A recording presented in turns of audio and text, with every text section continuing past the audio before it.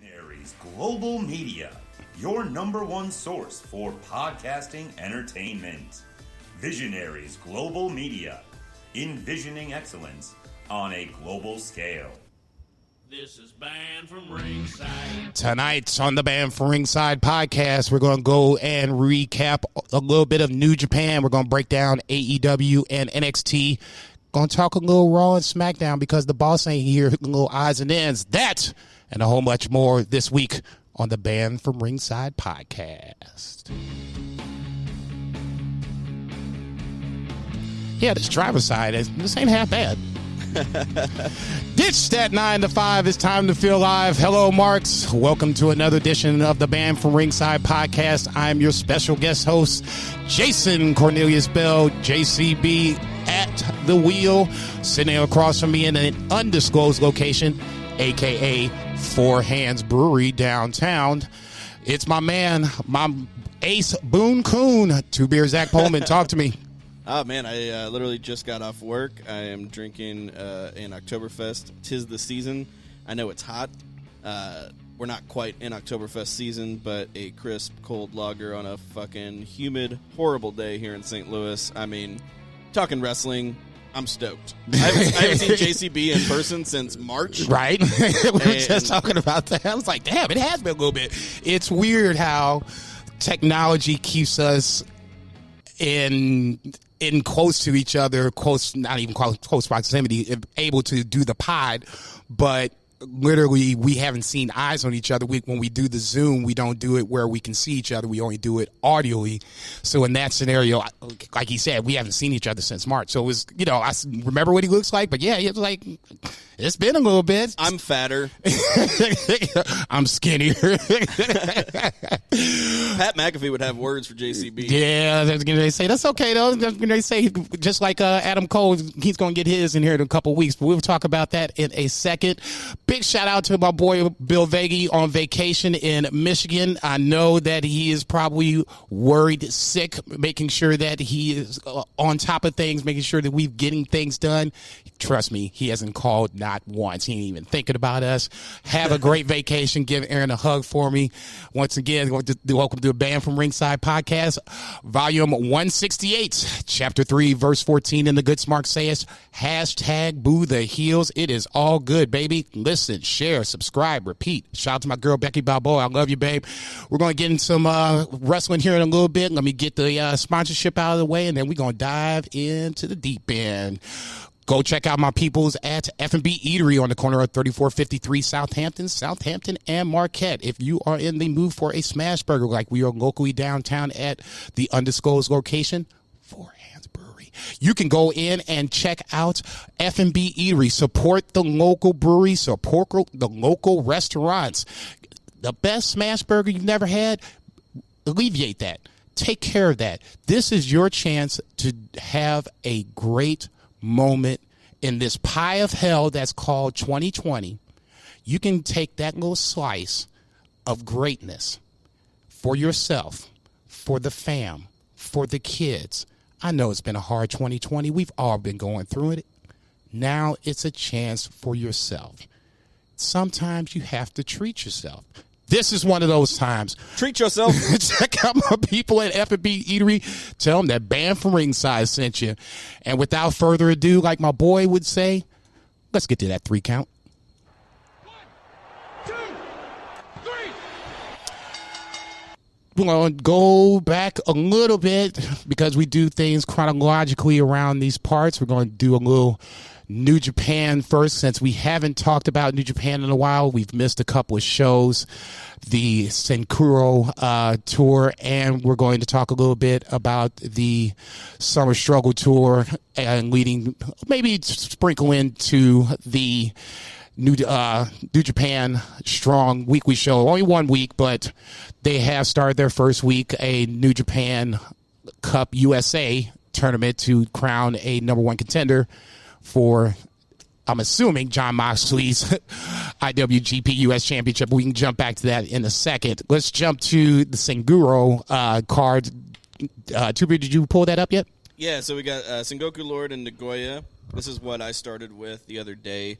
I was behind. Like, that's one of the reasons we haven't talked about it. Like, Bill and I have not been watching New Japan, and it's not necessarily an indictment on New Japan. I think it's just an indictment on the state of the world, where it is hard for me to get enthusiastic about pretty much anything. I mean, like, I've turned down sex, so that is like. Oh, you want to edit that later? Or you just want to leave that out there? I mean, there is shame, but no shame. It's just. You guys know how it is. Like, it's really hard. There's a lot of content out there, and even though I love New Japan a lot, I just haven't been keeping up with it as much. But like, I really enjoyed dipping back into it, and I started with Sengoku Lord because that's kind of where I'd left off. This was, though, and JCB could kind of attest to this, I think. We often have similar views on New Japan. This was just kind of a show. You know, it wasn't... It was fun for me because I hadn't watched in a few weeks, and it's always good, and Kevin Kelly is fantastic on commentary. I don't think he gets enough love to really... He brings that product to life for an English audience when it might be a little bit, not enigmatic, but just, you know, it's hard to get into a product whenever there's a language barrier, right? Like, yeah. You know, I've watched Dragon Gate, I watch All Japan sometimes. Stardom, I watch. Stardom, yeah. I was going to say they do, or they're doing Japanese commentary now. I'll just say this, and you can jump back into it. For me, I can watch the Japanese commentary on New Japan or Stardom, but for New Japan, there's those few times where I need to know what this person's saying, or is this going to tie into upcoming match. I missed the storylines, and that's where, once again, if you go back and go see the backstage comments, that's where you get those storylines. But in the heat of the moment, when Suzuki is, you know, yelling at Shingo, I want to know right there what the hell Suzuki's saying, because I'm missing something in translation. But once again, I haven't gone back and watched the was it the 8th and the 9th backstage comments for the Summer Struggle. So that's why I'm kind of like, you know, I'm trying to figure out what's going on, but I have been lazy on that aspect. I've been trying to catch everything up for the pod this week, but go ahead. Yeah, and, you know, little stuff like that, I think, you know, Tanahashi is a genius, and arguably, like... I was wondering what you were going to say about that, because that angle is intriguing, and for those who haven't been watching... Tanahashi has been the ace of New Japan for a very long time. A decade. Do you want to go? Yeah, a decade or more. Okay, he brought New Japan out of the Dark Ages into modern kind of enlightenment. Like, New Japan wouldn't exist. Like, we never would have had that Okada reign without Tanahashi. He carried the promotion on his shoulders. His very broad, handsome shoulders. So, like, you know, his whole gimmick, besides being the ace, like, his whole gimmick, like, whenever he leaves a match, is to, like, wipe his, like, sweat on your towel, right? You throw him your towel, he wipes his sweat, and he throws it back, and he can't do that now. So he does these air hugs. And he's cutting these amazing promos, and that's why I mentioned this, because if you don't watch that backstage stuff and you don't watch English subtitles or English commentary, you don't know what he's saying. Like, if Chris Charlton's not doing the translation right away, yeah. This guy is the greatest babyface in history. Like, he is so good. He did this promo whenever they first had fans back, cutting a promo about how great it was to wrestle in front of fans. And the guy is in actual tears. And he was in tears in the Jushin Liger retirement. And, I mean, like, Tanahashi is the ace. He's just the fucking greatest in the world. And now we're in a storyline of, like, kind of like passing the torch to Ibushi, and they're in this. I was thinking I wasn't going to go that far, but I was going to say more like Father Time is catching up to Tanahashi, where his fucking knees are shot, where he's missing, you know, just simple splashes into the corner. Where a year ago, I would have never imagined him, you know, missing a splash where Tai Chi is waiting there. I would have never imagined him getting hit, you know, knees hit on a high fly flow from Kanemaru. You know, watching Zack Sabre Jr. and Tai Chi just ripping his knees up like, you know, a dog with a raw meat. It's been, and I'll say it, it's been a little jarring at points where I know if it was me sitting here like, man, this is crazy. You know, watching Tanahashi kind of his sunset, you know, happen in front of me. If it was crazy for me, I was only imagining what you were thinking about it. Yeah, like, I feel like it's a torch passing. It's a sad moment. He's going to be around for a while. He's going to be in these mixed tags. He's going to be selling those knees because he has to, because they're totally shot. But it really is a sad day, and it's not going to be too long before Tanahashi is put out to pasture, so to speak. And it's crazy to think, because what was it? Was it 2018? He had that amazing year. And I don't know, my sense of time is off because of this pandemic. It might have even been 2019, but it was the year that he won the G1, and he carried the fucking briefcase around. And, you're thinking then that he's ready to retire. Right. And this guy wins the G1 and has this banger year. And, he's had a couple of the greatest matches in the last few years with Okada, with Omega, with Ibushi, especially the Omega and Ibushi matches. Jesus fucking Christ, that's great. But that's what is interesting to me right now with New Japan is Tanahashi. Maybe I'm a mark, but you are, but it's okay. I'll say trust me, I was marking with you, because why it would be if Rock would have wrestled for 10 years and then all of a sudden Rock decided Father Time caught him, and to watch him kind of go down more so for me, Ric Flair. Yeah. I never watched the retirement match against Shawn Michaels until very recently, probably like during the pandemic. If they came on FS1, I was just like, fuck it, I'm here, it's on, I might as well watch it. I don't want to see my heroes erode in front of me. I want to keep them on this pedestal, mark, and that makes me the mark. So, guilty his charge, but I don't want to see my guys go down. So like I said, that to me was kind of interesting part of this, that front part of the tour itself was where Tanahashi was kind of going down. I was really excited to talk to you about that, see what you thought about it. Yeah, it's a really intriguing story, and it's completely organic.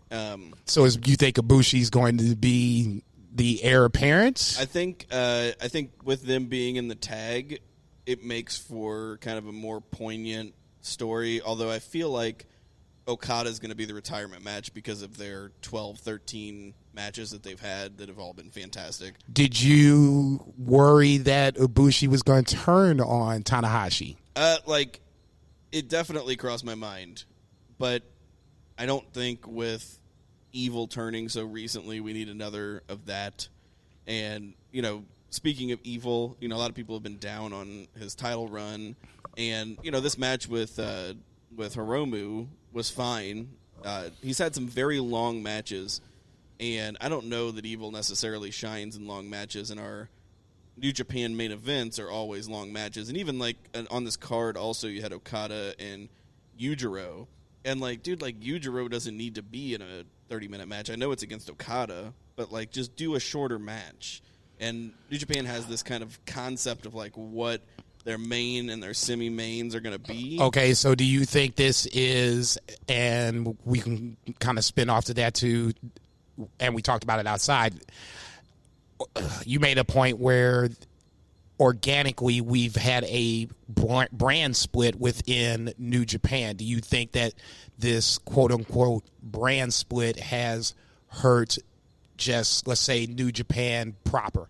Yeah, for sure, because you're missing some of their key elements. But at the same time, when those guys are able to get back to Japan, I think it will make it more effective, and we will have made up for lost time, so to speak, because with Evil being the kind of heir apparent right now to Gato and the leader of Bullet Club, when Jay White comes back, that's going to cause friction, and there's nothing better in a heel faction than friction, right?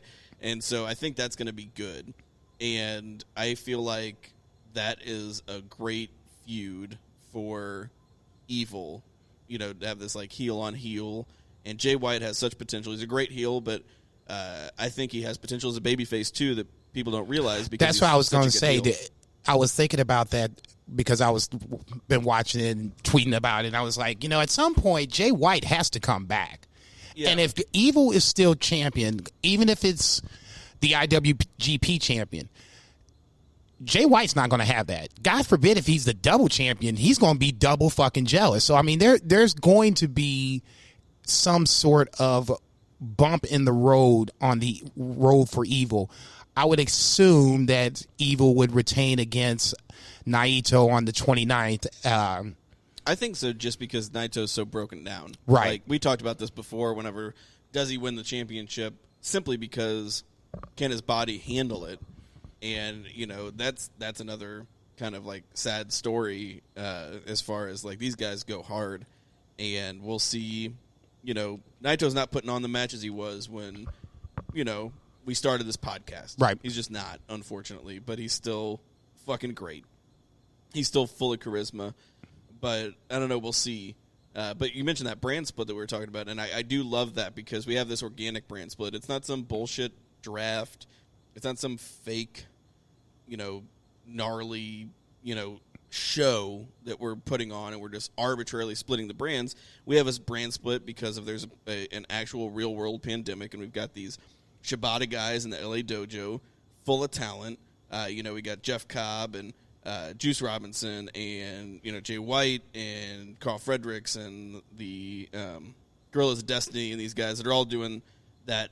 Rocky Romero, they're all doing this Friday night Brody show. King was on he was on the first New Japan Strong weekly show or whatever. I wasn't sure if that was him and Jeff Cobb kind of biding their time until Ring of Honor is going to start. Apparently, they're going to start doing tapings again at some point, I think either this month or next month. So I was assuming that they were buying time on that. But let's just say, for the sake of argument, they're part of this New Japan USA roster. Go ahead. Yeah, and, you know, we have this organic brand split. They're going to be able to build up steam, and it's going to be a cool show. It's kind of the spiritual successor to the Axis show.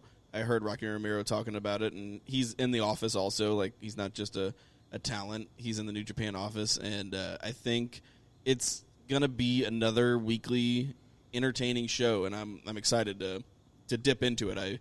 Like I said, I've been a little bit behind, but I'm looking forward to it, and with that happening, like, these guys are going to be able to build up a head of steam, and they're going to be able to come back, and they're going to want what's theirs whenever they get back into the main event picture or the mid-card picture, whatever picture in Japan. So. Yeah, I was going to say, the way I was thinking about it, it would be once things, quote-unquote, got back to normal, you would have the foothold in, I shouldn't even say a foothold, but just more of a groundwork laid for a New Japan USA roster.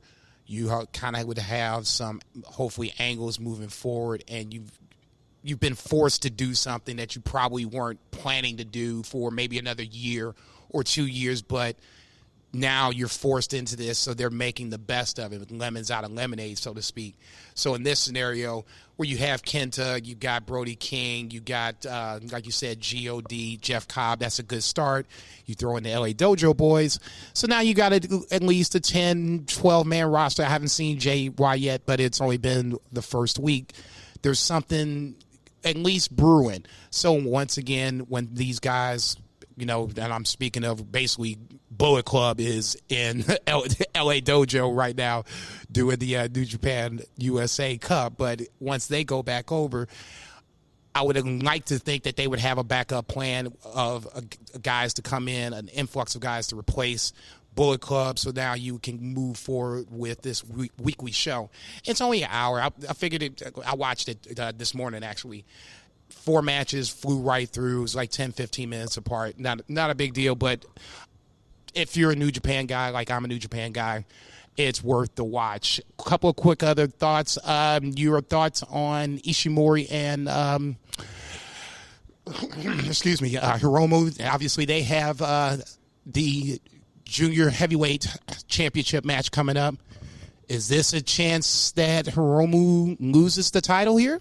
Yeah, I mean, as much as I've been, like I said, this was kind of a show at Sengoku, and they've just been kind of like treading water, I guess, especially like with Okada, you know, and Yujiro. Like, I'm sick of that. But they have some great matches coming up, and that is one of them. I mean, if you guys like the Best of Super Juniors tournament, Ishimori and Hiromu had a fantastic final. I think it was 2017, maybe. We were doing the pod whenever it was. Yeah, it was fucking awesome. Yeah. So if you're wondering like what that match is going to be like get on New Japan World or get on their YouTube. Sometimes they put shit out for free. Match of the week, something like that. It's probably on there. So we can expect great things. Who's Shingo going against? I remember it being super exciting. Suzuki, yeah. So, oh my God, you got Shingo and Suzuki for the Never title. They wrestled in the G1, correct? Because I feel like we've done this dance before. Not a lot, maybe once or twice. I can't remember. I'd have to get the stat guy on it. But let's just say it's not more than 5 times. Either way, I'm excited for this match. Oh, dude. Once again, backstage comments. I was watching the backstage comments, and Suzuki was saying that he had something in planned in the back of his mind. He didn't want to say anything. You know, he'll reveal it soon. I'm like, okay, what's this dude getting ready to do? I mean, he had a banger match with Nagata. I guess that was the second or third night of the Summer Struggle tour for 2 50-year-old guys. I mean, 20, 30-minute match, that's just incomprehensible to me. I don't understand. Just beating the shit out of each other. I mean, literally, they walked up to each other and literally started beating the shit out of each other like the other owed the other one some money. But anyway, back to Suzuki for a second. I don't know if you guys follow Suzuki at all on social media, but do. Like, that guy is just like, when he's not being the scariest badass and beating up young lions and slapping the shit out of people, he's like sitting, eating ramen, drinking beers, and chain smoking cigarettes, wearing a fedora. Okay. Like, this 50-year-old Suzuki will not only beat your ass and not be winded, like, as he's a chain smoker.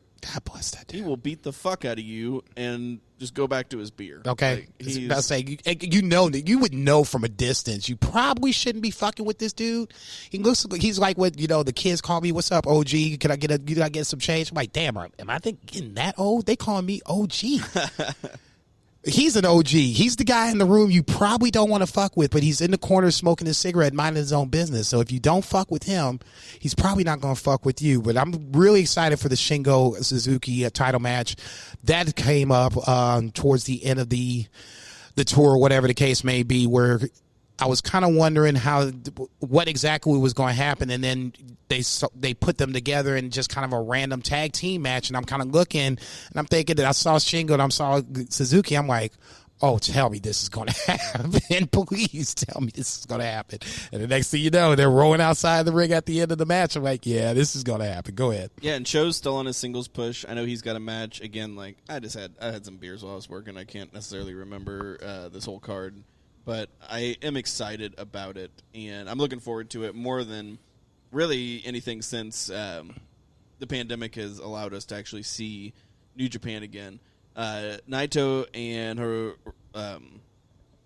Evil should be good, probably not great, and I personally just don't see Naito getting it. No, I don't see it either, because like we just kind of talked about, I think the longer term story in New Japan is about their long-term book and what happens when Jay White gets back.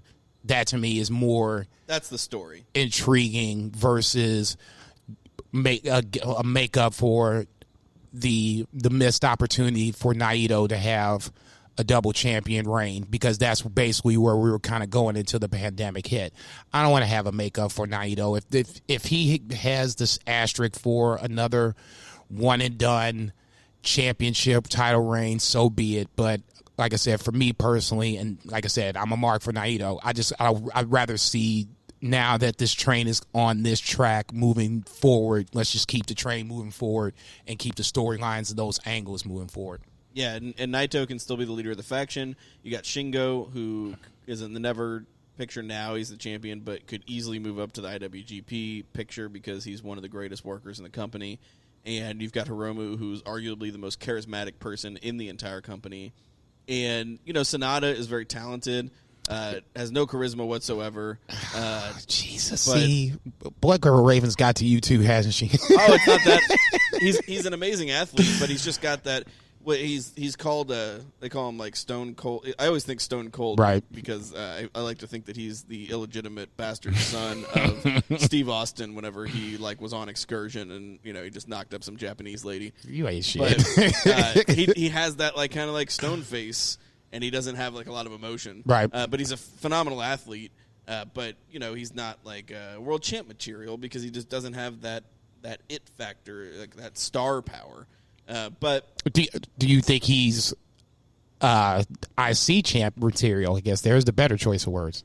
I could see him holding the IC. Yeah, especially if like they keep Okada out of the main picture and they want like to put Okada in the IC picture for a little while and like kind of re-elevate that title whenever they get split up.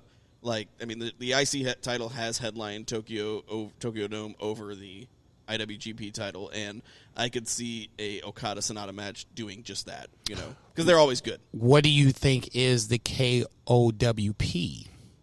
Oh, man, I feel like it is kind of New Japan's version of, like, what WWE is doing right now and just kind of throwing shit against the wall. I can see a lot of purists getting upset. I have not been on Twitter much. For those of you guys that listen, you probably know this. I hop on every now and then if I get, like, a notification if somebody tags me, and I'll answer, but I haven't been tweeting a lot. And so I haven't seen I got your back. I'm getting blocked. Oh, nice. Yeah. Getting in fights. Dun, dun, dun, dun. No, I'm not getting in fights. I'm not fighting about the serious, how referees are supposed to be taken seriously. I'm like, okay, if you're going to tweet me 4 tweets, one after another, like rage tweets about how referees are supposed to be taken seriously, guess what? That's where I end this conversation. You're taking this shit 1 step too far. Wait, 4 steps too far. Yeah. At that point, I can't even try to go down this road with you. But go ahead. I'm sorry. That is a valid criticism of New Japan. You know, as far as the treatment of referees goes, because it's just been that way since Bullet Club has existed. I mean, it's been that way as long as I've been watching. And Gato's the booker, and that's how he does things. You know, he does like a lot of interference and. You know, it's like I can see you not liking it, but is it still the best booking in the world? Maybe. Like, so no, I'm not super mad about it. Kind of getting sidetracked, but just to kind of clarify this, the whole thing with what I was talking about was more AEW versus WWE, and how this guy was trying to say that the AEW referees let any and everything go on, while the WWE referees were kind of more law and order. My argument was, let's be real for 30 seconds. Referees aren't really supposed to be taken seriously. They're there for the 3 count. They're there to raise hands, you know, wrap matches up, things like that. You know, Earl Hebner was his example of the WWE. That's the law and order.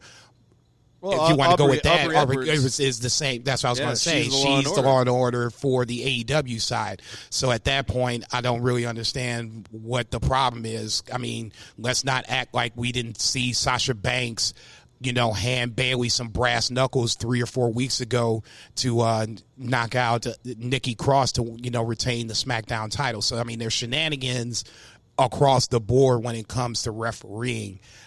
Some more places more than others. I love Stardom. It's probably my number 2 promotion of all the promotions I watch. But at least in the year that I watched Stardom, at least calendar year, going by match, chronological order, I've seen 2 disqualifications, and they do pretty much anything and everything they want to. Hit people with signs, chains, the whole shebang. So, I mean, let's just get off of that for a second. Referees aren't supposed to be, at least in my opinion, they're not there to be taken seriously. They're there to make the counts, to keep the quote-unquote law and order. I don't look at them and be like, you know, they're the GM. Like, Steven Regal is not the GM of NXT. He is the figurehead. You know, he's the guy that's pretend. He's not actually making those matches, kids, okay? Same way that Earl Hebner's not really locking shit down in WWE. They tell him what to do, and then he does it. He may not be the GM of NXT, but he is definitely the GM of my heart. So, shit. just to wrap that up, I totally agree with you. It's all variable dependent on story. Referees, just like everything else, are props, and they're part of the story. And they can be malleable, and they can be one thing, and they can be another, and they can have characters that kind of transcend the match itself occasionally. Like, I've seen a smarky-ass crowd boo Nick fucking Jackson because he put his hands on Aubrey Edwards. Like, this happened live on Dynamite. He pulled Aubrey Edwards, or maybe it was a pay-per-view. I can't remember. It's probably a pay-per-view. He pulled Aubrey Edwards out of the ring so she wouldn't do a count, and that fucking crowd turned on Nick fucking Jackson You'd never think it. Okay, Right? So- I was about to say, unless he super kicked one of the Rock and Roll Express, like, well, I don't want to. We'll get to that. Yeah, in a second. Yeah, all right. Any So, other? Go ahead. Any other New Japan thoughts? No, I'm looking forward to the New Japan Strong. I'm looking forward to the next pay-per-view. I am looking forward to talking more about New Japan. As you guys know, it's my favorite promotion in the world. I'm looking forward to G1. Right now, we would normally already be in G1. So thank we'll you just have to see for how it reminding goes. me. Yes, that was a huge announcement on the Summer Struggle Tour, that the G1 has dates. They are going to be, I believe it was going to be late September going into October. Yeah, it was originally pushed back because of the Olympics. Yes, Gonna be in Tokyo. the Olympics should And be then, happening right now. Olympics are canceled because everything's canceled. No but shit. Everything's still kind of up in the air. But we're gonna be able to have G1 here, like live in the Midwest. Not in the Midwest, but like we'll be watching in the Midwest when the weather is the nicest. So Yeah, no shit. I was going to say, I'm down with it. if I'm going to have 2 weeks of no sleep, then I want to have some nice weather to accompany that nonsense because it's going to be early in the morning, so I'm going to have to try to keep myself awake. Usually I'm like sitting in my living room looking like Shane McMahon doing a fucking Iron Man match, just watching the G1.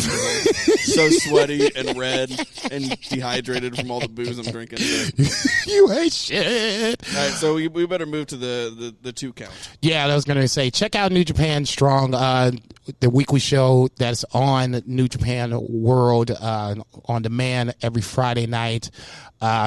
Just my quick thoughts on that. I'm really excited to see Tama Tonga win his first round match against Brody King. I've been a Tonga Tonga mark for a little bit, and now that Tonga Loa lost and Tama Tonga won, I wouldn't mind seeing Tama Tonga reach the final. I think he's got some potential as a singles guy here in a little bit. But yeah, we'll stop right there.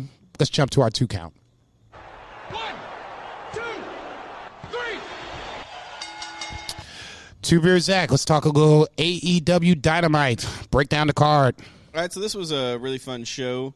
There's definitely been a little bit of a pattern that was pointed out to me that I kind of noticed, but I hadn't really noticed until I'd pointed out, or had it pointed out to me, that they do a live show on Wednesday and then they tape a show on Thursday.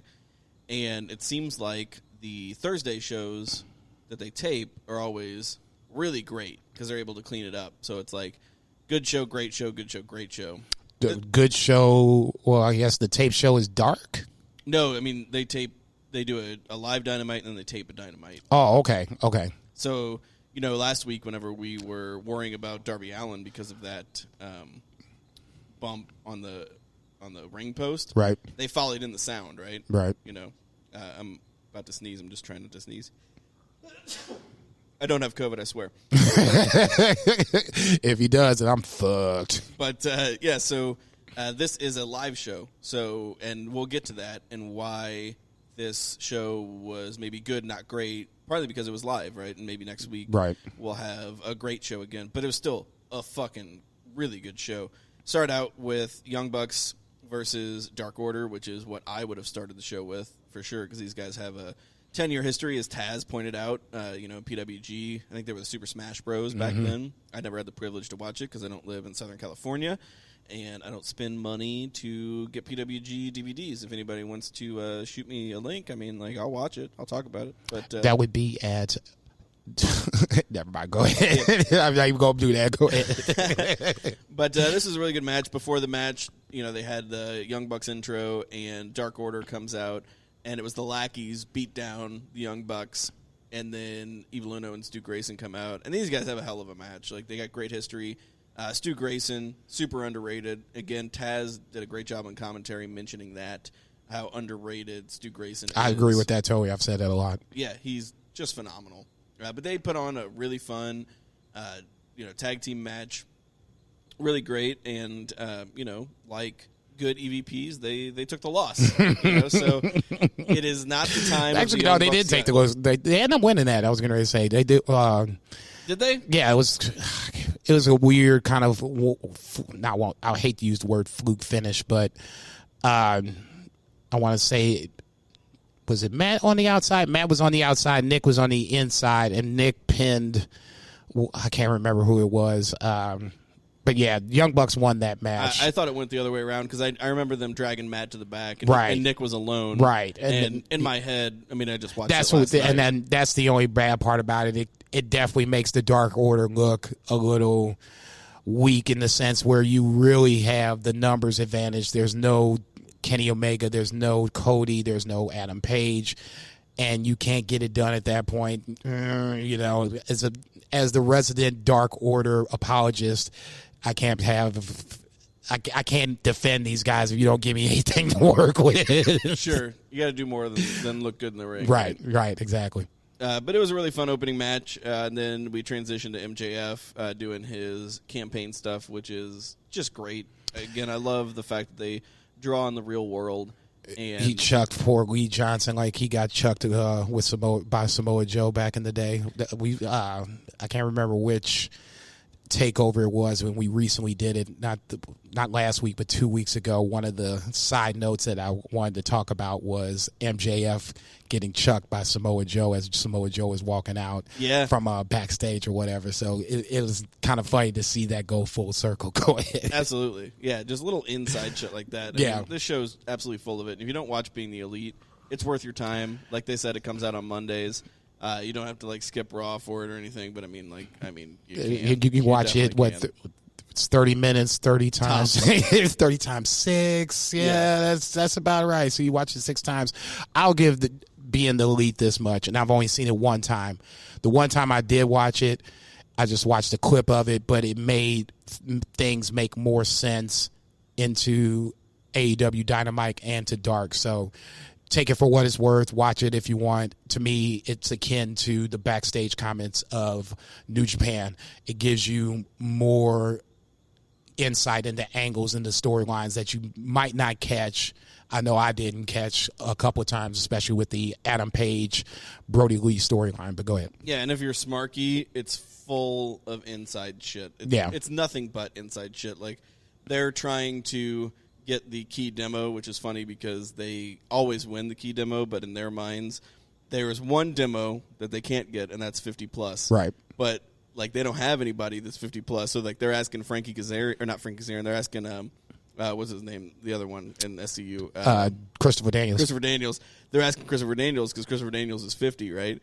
But Christopher Daniels has only had a small amount of time being 50 so he doesn't have experience being 50, so he can't really tell him. Yeah, and I don't think that's the worst thing in the world. It kind of gives wrestling balance where WWE is people, somewhat in my category of age range. I'm not going to say the age, but yeah, we lean that way versus AEW that's more for the younger. It feels like it's for the younger wrestling audience, the 18 to 35 that doesn't have that nostalgic clamp to what's happening in WWE. You don't remember those Rock Austin days. You just see Cena and maybe Roman Reigns and all this other good stuff, so you don't have that nostalgia factor. Yeah, you're looking for the future. JCB is actually wearing a Battleground shirt from 2015 right now, which is in St. Louis, and on the front is Brock and Seth, and on the back is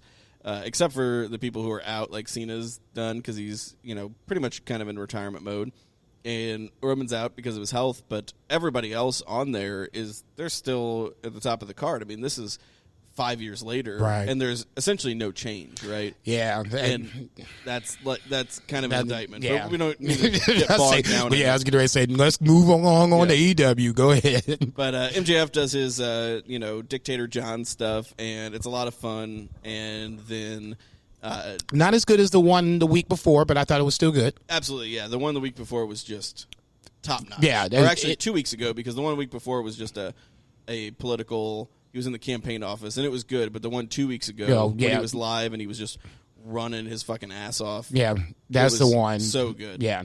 But this is still a good segment, and Moxley's music hits, so MJF's trying to be a smart heel, and he sends Wardlow and his guys to the stairs because Moxley always comes out of the stairs, but then Moxley pulls a fast one and he comes out on the ramp, beats the fuck out of MJF, and then cuts a promo on him. And, I mean, this is a fantastic build because you've got MJF selling his ass off because his whole gimmick is that he is an asshole, cocksucker, dickhead, motherfucker.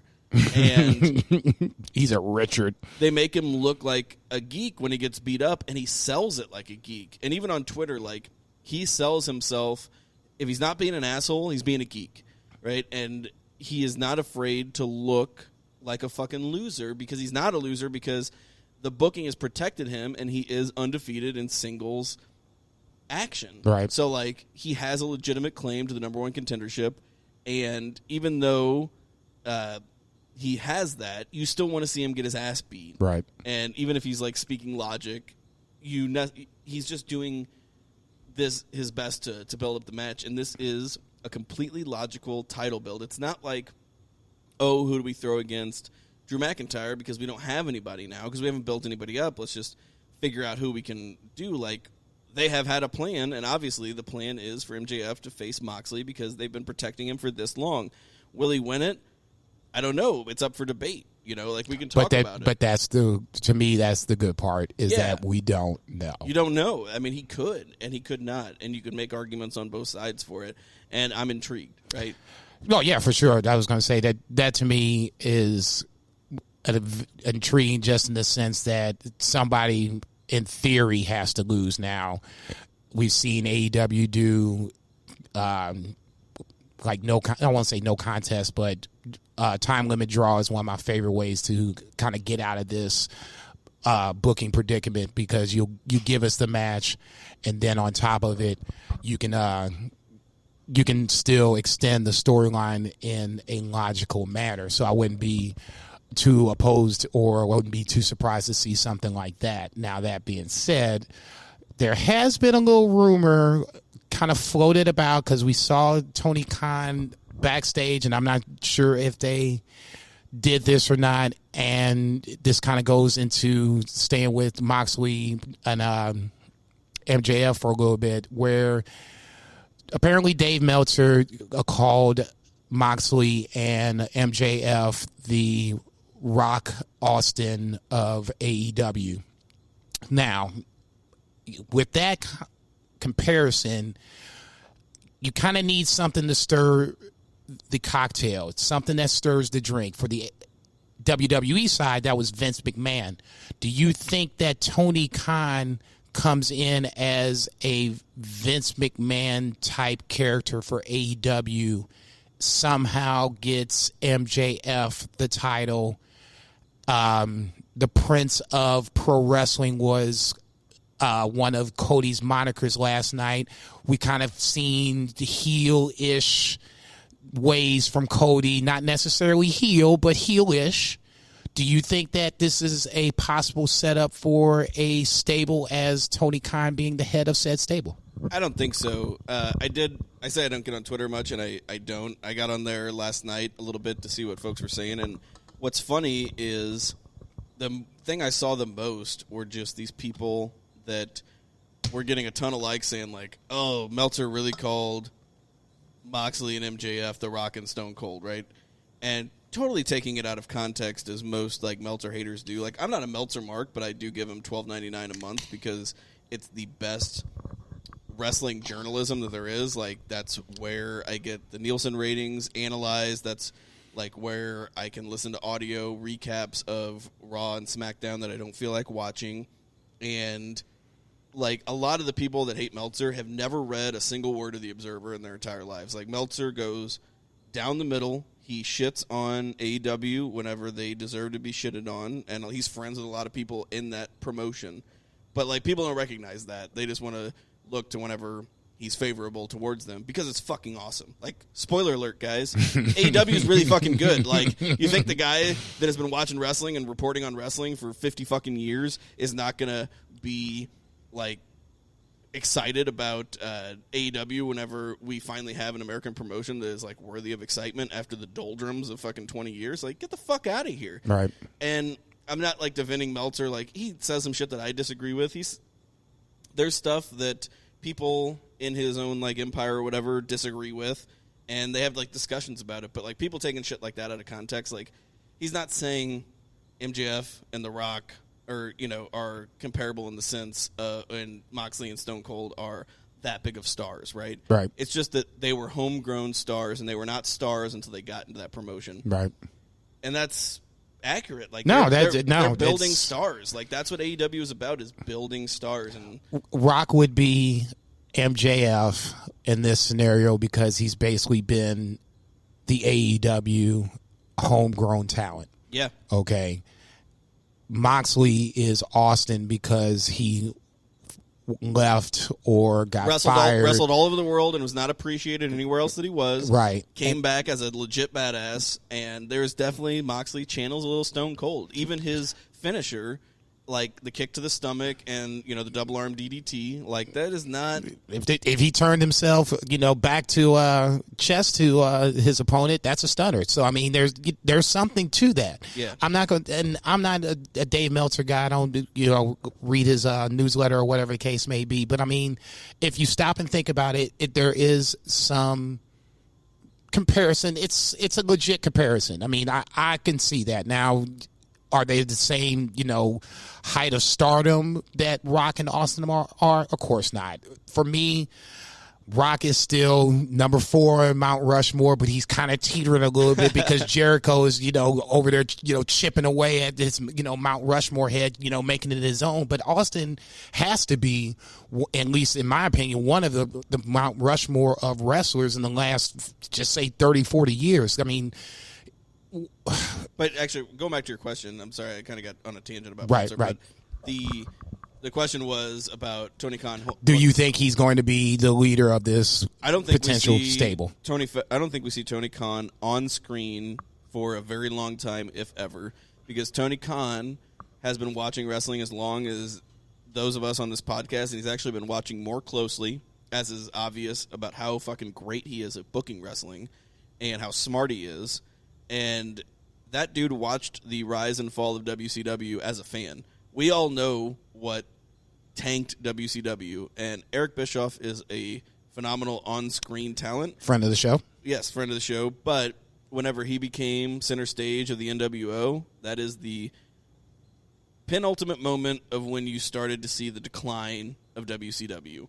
And these guys might be trying to be the new WCW, but they're trying to be the 1995 to 1997 WCW. They're not trying to be the 98 to 2001 WCW. I hear you, 82 weeks. And that guy's got enough going on without being an on-screen talent. Like, they got the EVPs who are already not acting as authority figures, right? It's well known that they're authority figures, but they're not acting as on-screen authority figures.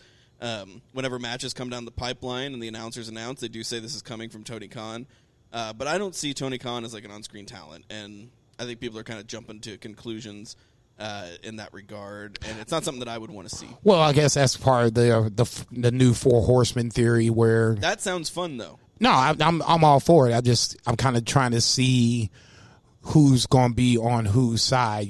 Does at some point you got to figure that Page and Omega lose the titles. Obviously, we'll talk about that here in a second, but when they do lose the title, there's going to be a split. Now, who goes which way is the question. Is Cody involved? So that's, this is why I'll give AEW credit. I'm not as big as homer as Two Beer and Tinder Mahal about AEW, but they do have it to where now I'm over here like at the chalkboard, like, okay, so you got FTR over here, that makes, maybe Shawn Spears goes to the FTR. So, I mean, it's making me think, and it's intriguing in the sense because I don't know what's going to happen next. Yeah, exactly. And that's the intrigue, and that's fun. There's so many ways, like we said last week, there's so many ways we can go about it. So yeah, and it's a lot of fun. And more ways that can come about it because obviously the show develops. Please go ahead. Yeah, so next we have Matt Hardy interview. He was asked about, Sammy's attack from last week, and, they're really leaning into Sammy fucked up. And right. When I was listening to Meltzer's audio, apparently Sammy got pulled aside as soon as the cameras cut. And he got a stern talking to from a lot of people because he accidentally hard-weighed Matt Hardy, who's like a legend. 13 stitches Matt Hardy got. Yeah, that was was pretty nasty. That was not supposed to be blood at that segment of the show last week, just right. at the end. So Sammy was already in a little hot water. No shit. And he got in some more hot water. But like smart bookers, they leaned into it. Right. And it's now part of the storyline. They didn't ignore it. They're not existing in this bubble. They did not ignore it, and they're leaning into it. And so they're asking Hardy about Sammy, and basically says he's going to beat his ass, and then he sees a guy who looks like Sammy and beats the fuck out of him. Right. Turns out to be a referee. I love that segment. Yeah, for like 30 seconds before you saw the referee's shirt, he kind of looked like Sammy, so I kind of get it. Smaller guy, had the hat on, from the back. He threw him into a garage door. That was pretty cool. But that's the best thing for Sammy Guevara, is to be in there with an absolute legend who's going to make him look so good and who actually cares about putting new talent over, because that is why Matt Hardy went. Matt Hardy went because he wants to get himself over more than WWE would allow him. But at the same time, like, Matt Hardy is a fucking cool dude as far as I can tell, and he gets it, right? No, I think he'll be a team player on this one. Yeah. Where Private Party, Sammy Guevara, he wants these young guys to be given chances to get to the status of, like, you can tell he wants Private Party to be the new Hardy Boys. Right. They were the top of the tag team division. You want Sammy Guevara to hit his ceiling as fast as humanly possible, and he doesn't mind, having him be the guy to go over to do so. Yeah, it's funny, too, because, like, if Jeff wasn't still in WWE, I think Jeff's actually a better mentor for Sammy, right? If they started with this feud and then, like, Sammy, went away from the inner circle, fucking A. You got this, like, pretty boy, Well, I mean, it's kind of too... Jeff was more of the aerial daredevil. Okay, when I think of Jeff Hardy, I see him jumping off the top of the ladder onto the table on one of the Dudley Boys for WrestleMania. That's what I think about Jeff Hardy. You know what I'm saying? Sammy Guevara just did a smaller version of that, but kind of the same concept. So, yeah, for whatever reason, if they decided they wanted to let Jeff Hardy go tomorrow, yeah, you could put those two good jokers together. It would work. You can almost, have it against, for whatever reason, Jeff is pissed off at Matt, and so he comes over and, he's siding with Sammy Guevara. So now not only do you have that beef between Sammy and Matt Hardy, now you got brother beef as well. But, that's just me. It wasn't that long ago, guys, that the WrestleMania where the Hardy Boys re-debuted, and it was the mark-out moment of the year, I think. Yeah. At least it was mine. I picked it out. I don't know what we chose, but for the Beefers, but whenever they debuted, the night before, they had lost the titles to the Young Bucks in a fucking ladder match. Right. So, I think it was like a ROH. It was an ROH title match. Yeah. That was a really good fucking match, going back and thinking about it. And I remember that WrestleMania, because I was opening night. St. Louis Cardinals baseball was on a Sunday, though, instead of a Monday. So I'm like, over the day, getting all hammered. I'm like, I can't believe I got to watch 5 hours of WWE tonight. I can't do it. But that pumped you up. No, it did. It was right when I was starting to come down a little bit. The alcohol was starting to kick in. I'm starting to get a little tired. And then the next thing you know, the Hardy Boys music hit. And I'm like, what the fuck? There's no way. Hardy Boys music is like a key bump for your soul. But next we had Cody and Scorpio Sky. This was, I don't know, you might agree. I feel like this was the first time in however many matches, 15, 16, that Cody's been doing this weekly challenge. This was the first time that I thought he might lose it. This might be the one, yeah. The debut of the new title, which looks... Okay, this is the bad boy that should have been come out pre-pandemic, if all hell didn't break loose. This title is really nice. I mean, it's one of my favorites of all of wrestling, okay? I think Big Platinum is amazing to begin with, but now seeing the TNT finished product, that was worth the wait. You know what I'm saying? And I know people were like, this dude already finished the title. No, they didn't. Okay, we've already kind of talked about it. Cody said it. Okay, so apparently you guys aren't listening, or you just don't listen to me, whichever. Doesn't matter. This was worth the wait, okay? Really, really good. The gold plating makes it feel more legit versus the paperweight that Brody Lee had, but go ahead. Yeah, for sure. It really does. And now we have, Cody ended up coming out on top of that match. Good match. But it was an absolutely solid match. There were some severe near falls that I really thought Scorpio Sky could take it. And that's a kudos to AEW booking that they've done such a good job with Scorpio Sky throughout his tenure. Dude's a mega talent, and they've booked him like a star, and we feel like he could have taken this and run with it. You know? Sitting in the ring after the match where he kind of was like, head down. It was like, if I felt him like, so close, so close. I mean, there's a story there too. So obviously they're going to go back to that. Just kind of spinning forward with Cody, obviously another title defense, making somebody else look good. But then obviously Brody Lee comes with the old TNT title. That's the number one thing that I didn't like. Brody Lee is a great contender for this for next week because, again, that's another match where I feel like Cody could lose it, right? Right. He's in kayfabe, he is wearing down, right? He is working every single week. He's an EVP, and Jim Ross and these guys do a great job of explaining how rigorous his job is to not only be physically exerting himself every single week, but because he's an EVP and he's running this brand new company. And they do a great job of that story. And Brody Lee, even though you say what you want about the Dark Order, like Brody Lee is a threat. Right. And we all know that the guy can go and he's championship material. So the only thing I didn't like was that he had that belt only because they did that shit with Moxley, where he stole Moxley's belt. I didn't even think about that. I don't like that gimmick. I don't like the taking the belt gimmick. Yeah, but I was going to say, and I totally didn't even think about that until you said that. That's a great point. I was more tripping off the fact that, we finally have the completed TNT title, and then here comes Brody Lee, like you said, a legitimate contender. I don't think you really have to, give a reason, quote unquote, to make Brody Lee the next guy. But then when he brings up the old TNT belt, I'm like, okay, I didn't even, at that point, it was like Charlie Brown. When he was talking, it was like, wah, wah, wah, wah, wah, wah. I was looking at the title. I'm like, why does he have the title? That doesn't even make sense. I mean, you should just be like, look, I'm next in line. That's it, game over. Make it like New Japan because some of this has a New Japan influence on it. So that's kind of why one of the reasons why I like AEW. Just make it where I'm next in line.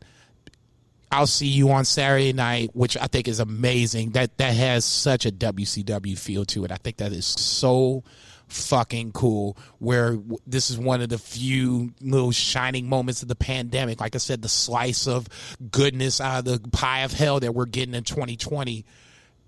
Having a couple of Saturday night AEW Dynamite shows, for me, is nostalgic because it feels like WCW. Dude, I fucking loved, so for those of you guys who don't know, I don't know what our age range of listeners is. I don't look into the stats. I'm not trying to creep on you guys, right?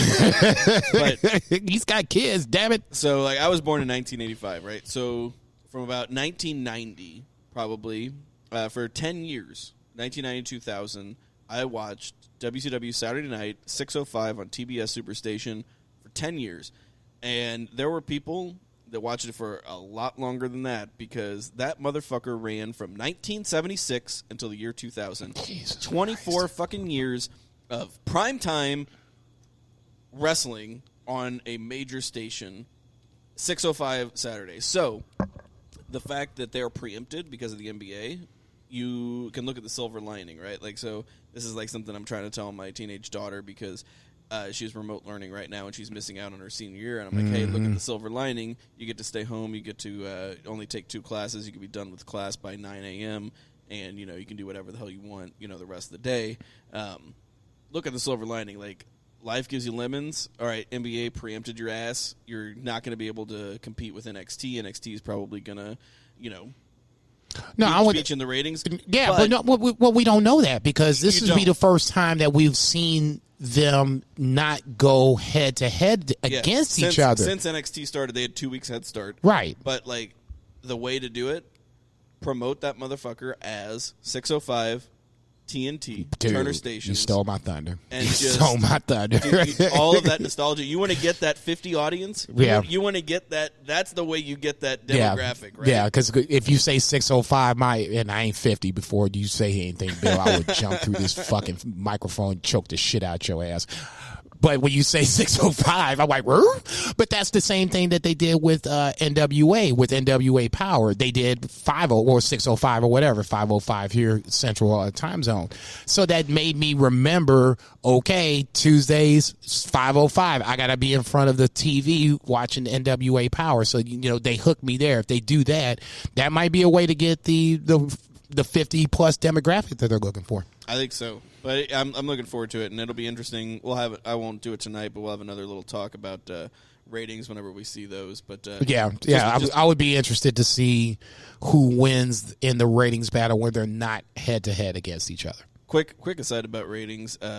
AEW tripled NXT in the key demo this week. NXT did not even chart. And AEW actually beat both Raw and SmackDown unopposed in the key demo. Ooh. All 3 hours. Okay. So, all those people would be like, oh, well, AEW can't beat NXT. Guess what? AEW's beating Raw and SmackDown to boot, yeah. It's fucking bonkers. Yeah, that especially like a year plus into it, I would never have thought. And they're not even a year in. They started in October. Yeah, why do I keep thinking, Jesus Christ, 2020, man. It's because we went to All In. That's why we it did take days off of our lives. All those fireballs ago. Go ahead. Moving on. Hangman Page and Kenny Omega faces Jurassic Express in a championship match. This was pretty good. Seemed like Jungle Boy was really trying to show some shit, right? Yeah, I thought he was trying to keep up with Kenny Omega. I thought. Yeah, and he was really, there was a little slippage. He slipped on the ropes a little bit, but the guy's young. I won't say he's green because he has megastar potential. And I was actually a little bummed that he took the pin. But somebody's got to lose. These guys are the champs. They probably have some plans for Luchasaurus. Go ahead. I think that's probably why, right? Jungle Boy has his whole life ahead of him. Luchasaurus has been around the block, right? So maybe they've got a little something. Maybe Luchasaurus is going to challenge Cody coming up. Yeah, I was going to say that's take the pin or something. Yeah, that's the only thing I could think of. I can't.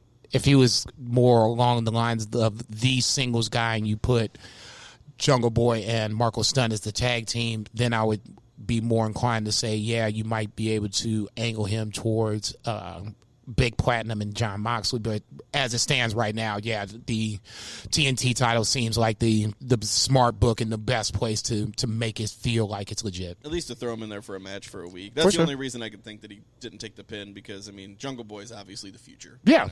We talked about that many times. I think him and MJF are going to be feuding for the next 10 years easily. Yeah. Sammy Guevara's in there, Darby Allin.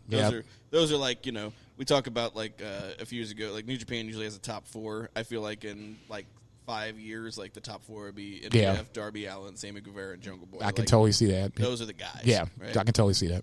And then Santana Ortiz backstage, they're trashing the best friend's shit. About goddamn time, shit. And they actually, so I know that JCB has been critical of them coming off as a comedy act. I have not been as critical just because they're so good at it, but I can understand the criticism. But this reminds you that they are badasses. Well, at a certain point, and this is just me, and I've been throwing around the word mark all day, so I'm going to throw it again. I'm gonna mark for Santana Ortiz. I like them in Impact, and I thought coming over to AEW, they were just going to make a deep tag team roster even deeper. But unfortunately, and I have to give credit to Jesus Christ. I'm not going to throw the name Adolf out there. Hitler? No, fuck Adolf Hitler. Are you kidding me? I'll give credit to somebody that we talked on Twitter where he and I had this conversation where Donald Trump. No, if I talked Donald Trump on Twitter, I would not be sitting here right now. I promise you that. We would be in jail somewhere. I'm murdering your ass or whatever the case may be. Anyway, when the Inner Circle initially came together and Santana and Ortiz came in as part of the Initial Circle, this person and I had said, where he said to me that they were just going to be henchmen for Jericho, that Jericho would be the top dog, and there would be kind of no plans for the rest of the guys. We talk, when I say the rest of the guys, I'm talking Sammy Guevara, Santana Ortiz, Jake Hager. Their sole focus would be to keep the title on Chris Jericho, which for the most part throughout the title reign, that's kind of what happened. And in that line of booking, Santana Ortiz came off as a comedy act. It's kind of the reason why I didn't like the Stadium Stampede, because the pool scene just made them look silly. And I'm at a certain point, like, okay, I get it, you want to have fun and, make people laugh, but God damn it, this is Santana and Ortiz. Cat pee, Tony. Cat pee. It smells like cat pee. That's funny. And I'd be lying if I didn't say I didn't laugh. But damn it, this is the Santana Ortiz I'm looking for. More intense, fuck Chuck, fuck Trent's mom. I'm going to put bleach on all your shit. And now what you going to do about it? This is the team that I've been waiting to see. Right on. So then we had a tag team appreciation night, and this segment was very long, and I got to admit, I was bored for the first half, but I feel like it was by design. It was a bunch of self-congratulatory blowjob promos, right? Matt Jackson talks about how great the Rock and Roll Express were, and that's cool because everything he said was true. No, you can look at it and you can put it picture by picture. They are the modern day Rock and Roll Express. Yeah, Rock and Roll Express invented what they did. As I'm watching it though, I'm thinking, this is ratings death. Like if I'm 19, I am changing the fucking channel, right? Because these old guys are standing in the ring, right? They look. Like Rock and Roll Express, like I fucking love them. Like, yeah, still going at it, but yeah. I don't necessarily want to see them on a segment. They still got the hair, they're still trying to live the gimmick. God bless them, and they're fucking great. But at the start, the top of the hour, I don't think you necessarily want to see that. If I'm a kid, it's like my daughter barely knows who Nas is, right? Like she loves hip hop, and she barely knows Nas. You know what I mean? I'm like, that's the kind of shit that I'm talking about. Like, bad dad. Yeah, she might like if she liked wrestling, which she doesn't. She might like it. She might like the Young Bucks, but she doesn't give a fuck about the Rock and Roll Express, right? So she's changing the channel. And then fucking FDR does the same thing with Tully and Arn. But then they hand the fucking mic to Tully. Right. And Tully turns this thing into straight fire. Okay. I looked at Tinder. I was like, oh, that escalated quickly. This is what Tully Blanchard needs to be doing. And this is what I kind of expected Tully Blanchard to be doing this entire time. And he hasn't done it so much. Or they haven't let him do it, but whatever. Go ahead. But that's what I mean. Like, it's not his fault. It's just like it hasn't been like his place. But this is the Tully Blanchard that we need. And he lays into these two teams. He's like, you guys talk about you're the best in the world. And JR is always talking about the Young Bucks and FTR. They're, both best in the world. And he's like, you guys don't have any fucking belts. Right? Like, the best in the world have the fucking belts. And that brings kayfabe into it. And it's like, you can't talk about, like, being the best if you don't have the fucking belts, because that's where the payday is. You're the actual best in the world when you have those belts. And he lays into Arn. He's like, I don't know what the fuck this is with your goddamn American Nightmare shit. He's like, I got problems with you. And then Arn starts laying into him saying, I'm a grown-ass man. Okay, that sounds like, they get ready to fight. Dude. And that shit was so good. And that's when everything's really started to take off. And Sean Spears comes out. Arn takes off. He's like, I see a sabotage coming. He's like, I'm stepping out. Okay, finally. Thank you. Stop the tape for 30 seconds. This is what I love about AEW right there. If this was, I'll just say it, if this was WWE, Arn's dumbass would have stayed in that ring and probably got worked over. Yeah. In some form or fashion. Arn's like, dude, I retired from a neck injury in 1998, so, like, I am getting out of the ring. You guys handle your business. Holler at me later. Yeah. FDR, call me later. And he got the fuck up out of there. So when Sean Spears comes out, I'm like, okay, now we're going to be ready to see maybe a tease of which way they're going to go. And he never did anything. I'm like, motherfucker. I'm like, God damn it. So he doesn't do anything, but then Robert Gibson, that's right?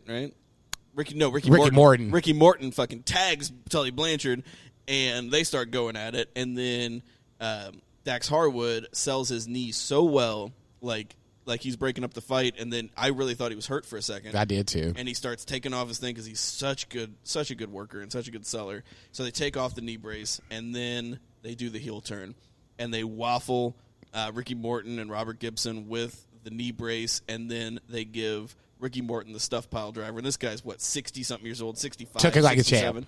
Motherfucker takes this stuffed pile driver and pops up off the fucking top of the ring. I mean, soda like a champ. I was like, oh my god, oh shit! It's like, god damn it, I knew it. I watched this motherfucker do a suicide dive within the last calendar year. So okay, I know that he can bump. Give props to Ricky Morton. I don't care what he looks like. That dude can still go. God bless him. And he's had more pussy than anybody listening to this shit. And probably every one of your fucking ancestors. Like, you ain't shit. For real. So, and he bumped his ass off, so we got the FTR heel turn. Which we were kind of waiting for, because now we have a legit reason to put Bucks versus FTR together. Now, coming back to where I was saying about, the new quote-unquote Four Horsemen, is this a preview that we kind of saw FTR and Shawn Spears defend Tully? Yeah, and I mean, Paige came out and he was confused, but he wasn't mad. Yeah, it seemed like he didn't know which way to go. Yeah, he was like, hey, you guys. What's up? He didn't really attack. Kenny was kind of pissed. Yeah. You know what I'm saying?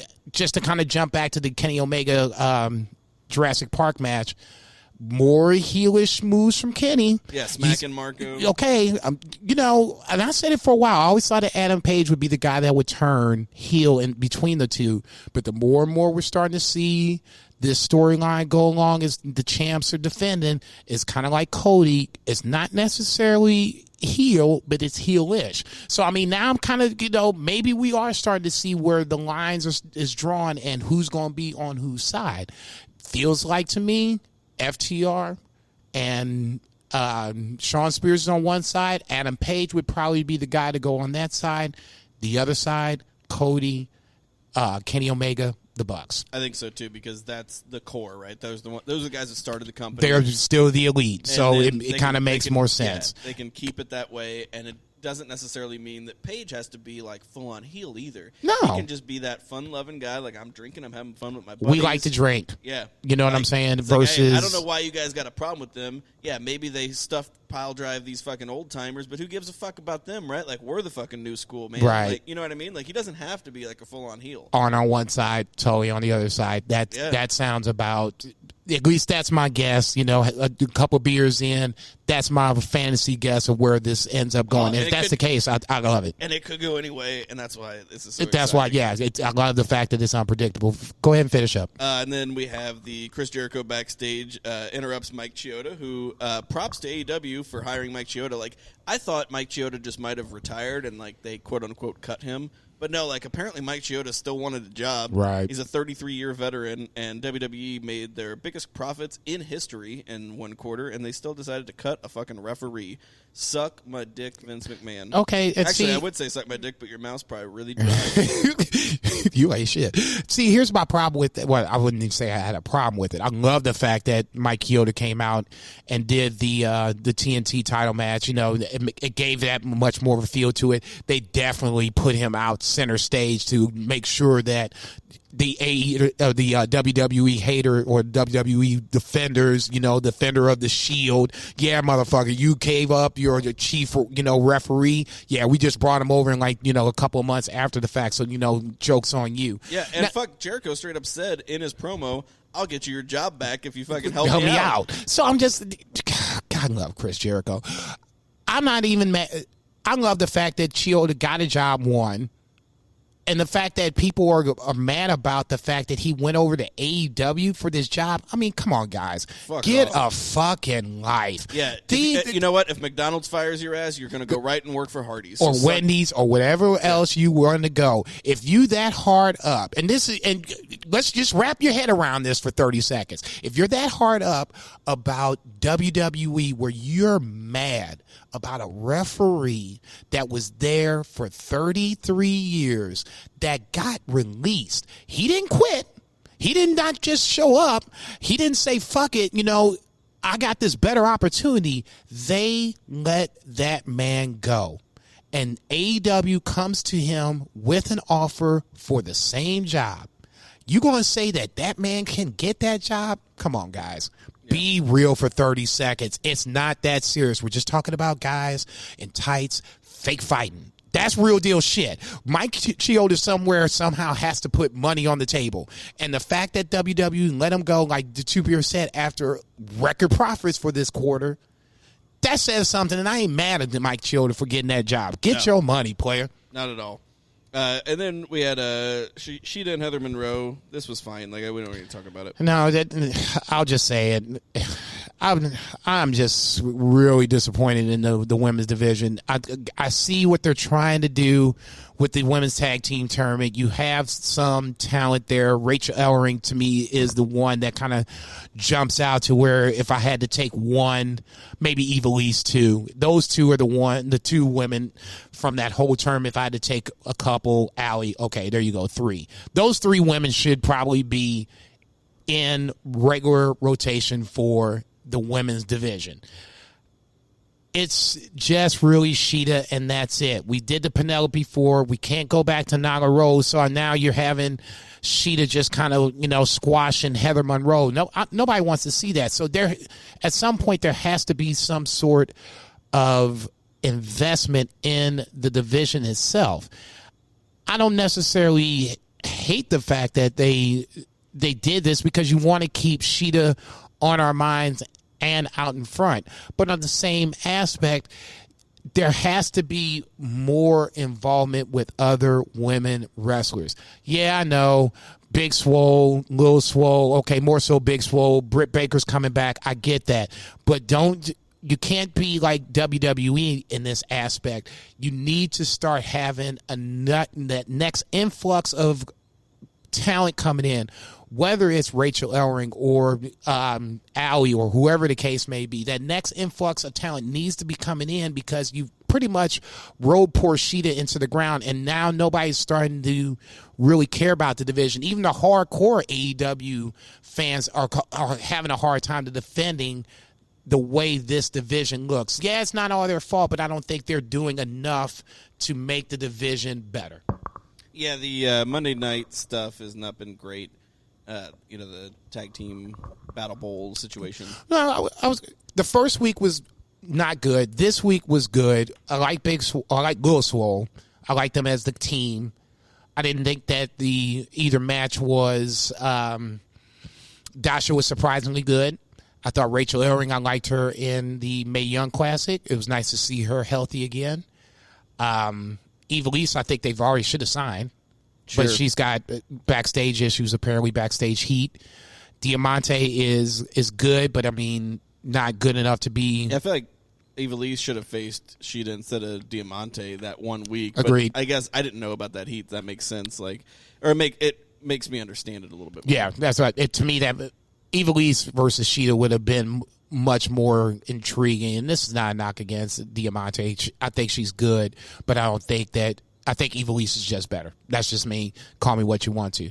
But I think that this is a scenario where we're missing the boat on the women's division where they just need some star power. Sheeta's really great. I don't even think they need star power. I just think like I said, I think they just need this flux of talent. Like Impact, I don't think is star laden, but I think if you want to say of a roster, because Stardom to me is a company, and I know people want to say Stardom is the best women's wrestling. It don't get me wrong, it is, but to me that's a company.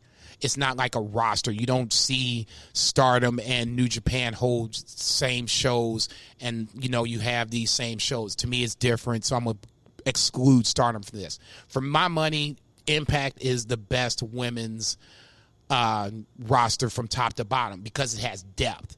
You got the top stars where you have Jordan Grace, you got Deonna Purrazzo, but then on the coming away from that, you got Kimberly, you got Havoc, you got Nevaeh, you got Taya Valkyrie, Kira Hogan, Kylie Ray. So I mean, now it's like a baseball batting order. There's not a weak link because every person that you come up to is just as formidable. AEW just doesn't have that. After Sheeta, Nyla Rose, Penelope Ford, Britt Baker when she's healthy. And then that's where you start to have that dip of now where do you go? This is where I'm thinking, like, Allie, I think, should have been in this mix from the start. Why she wasn't there, I don't know. She should have been into this. like I said, Kylie Ray was obviously the one, but she left. But then you still have, Evilise, Rachel Ellering, where you have a chance to kind of give the depth to the singles division that's desperately needed. I'm not even worried about who wins this tag team tournament. I'm fine with giving it more time and just letting them develop and getting. Well, I think this is not even a reset, but a hard reset, but it's a reset. Now we're trying to figure out where the talent is. Bring that talent in. I think their plans, especially because it's Kenny that's doing it, I think their plans were to bring in Japanese talent that are phenomenal in the ring and really teach a lot of these women that are a little bit greener in the ring how to work and how they want them to work. And it's just tougher in a pandemic. Now now like all of a sudden we're looking at homegrown talent. No, right? I hear you. I was going to say, and that's where I will give AEW a little slack, but on the same aspect, I can't give them too much slack because I think part of the problem is they didn't do enough to kind of make sure that the roster was a deep roster versus it feels very, very top heavy at this point. And I love Penelope Ford, but I don't think she's at that level of, say, Nyla and more so Sheeta. She's close, though. She's close. She'll get there. It's going to take some time. I think out of everybody, she's got the most star power. Yeah, it's not. Let's call it for what it is. I'm not marking out. I'm not like talking wrestle with the plot. I'm just she's high, but I think that her ceiling, if she can get everything consistent, I think her ceiling is higher than whatever else you have behind her. She's super athletic, and I think she can get mega heat. And that to me is the deal, especially in AEW, because that's basically what they do. It's more athleticism versus crazy storylines. Go ahead and finish. Wrapping up for the 2 count, we got Orange Cassidy versus Chris Jericho. Real quick, Best Friends and Inner Circle immediately are. This is banned from ringside. And we just have a one-on-one wrestling match between the two of them. That's the next drop. We got to come up with banned from ringside. Anything that's, this so-and-so's banned from ringside, that's the next drop. Yeah. But this match was not as good as their last match. But it was still a fun wrestling match. And Jason and I both agreed last week that Orange was going to get the win. So long ago, whenever I mentioned at the beginning of this 2 count that the live show versus the tape show, this is where the live show kind of hurt them because the finish was a little iffy, right? It looked a little weird because it was supposed to be like a fluke pin, but it looked a little funky. If this was a tape show, they were going to be able to do that. And even if it was a live show that they had a little bit more time, they could have done the pin, they could have kicked out, they could have done it over, right? Done a couple spots and then done it over. But they were really up against time. Like, whenever I was watching it live, I'm like, it's fucking 9 o'clock. I was getting ready to say, they got to wrap this shit up. I was like, this thing's going home like any second. And it went home. And my feed that I was watching, I don't know when it cut out on TNT proper or whatever, my feed when I was watching, like, Jericho was, like, beating up people in the crowd. Like, he was, like, super pissed. So they did a good job of selling that Orange got a big win. And that's what I think should have happened. Should have happened the first time. Well, I don't think we should have had a rematch. Really? You think it just should have happened the first time? What does it hurt Chris Jericho? But I think it doesn't hurt him at all to lose, and that's why I thought he should lose. But I think it was cool that they got a couple weeks out of it, and then we got the the debate that was awesome. Yeah. And don't get me wrong. I'm not saying I'm not going to die on this hill. I'll just say this: there's going to be a tiebreaker, obviously, at this point, because you just can't let this be 1-1.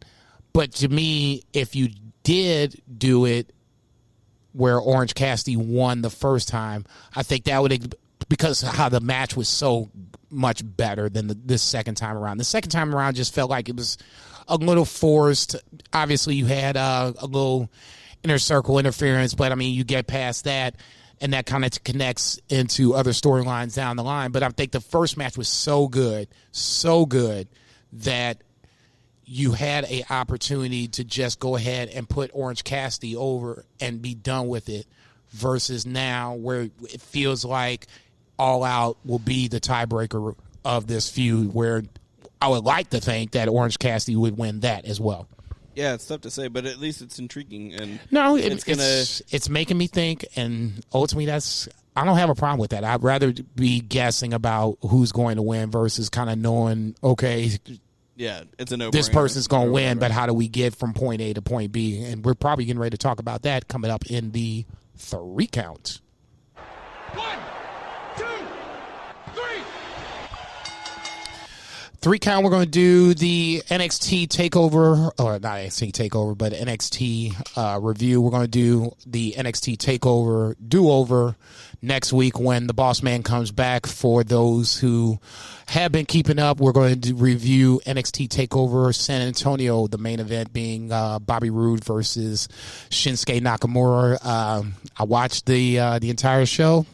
Pretty good show. If you get a chance, you got 2 weeks to check it out. We're going to review it next week. But just jumping back to NXT for a little bit, we opened the show with Karrion Kross versus Danny Burch.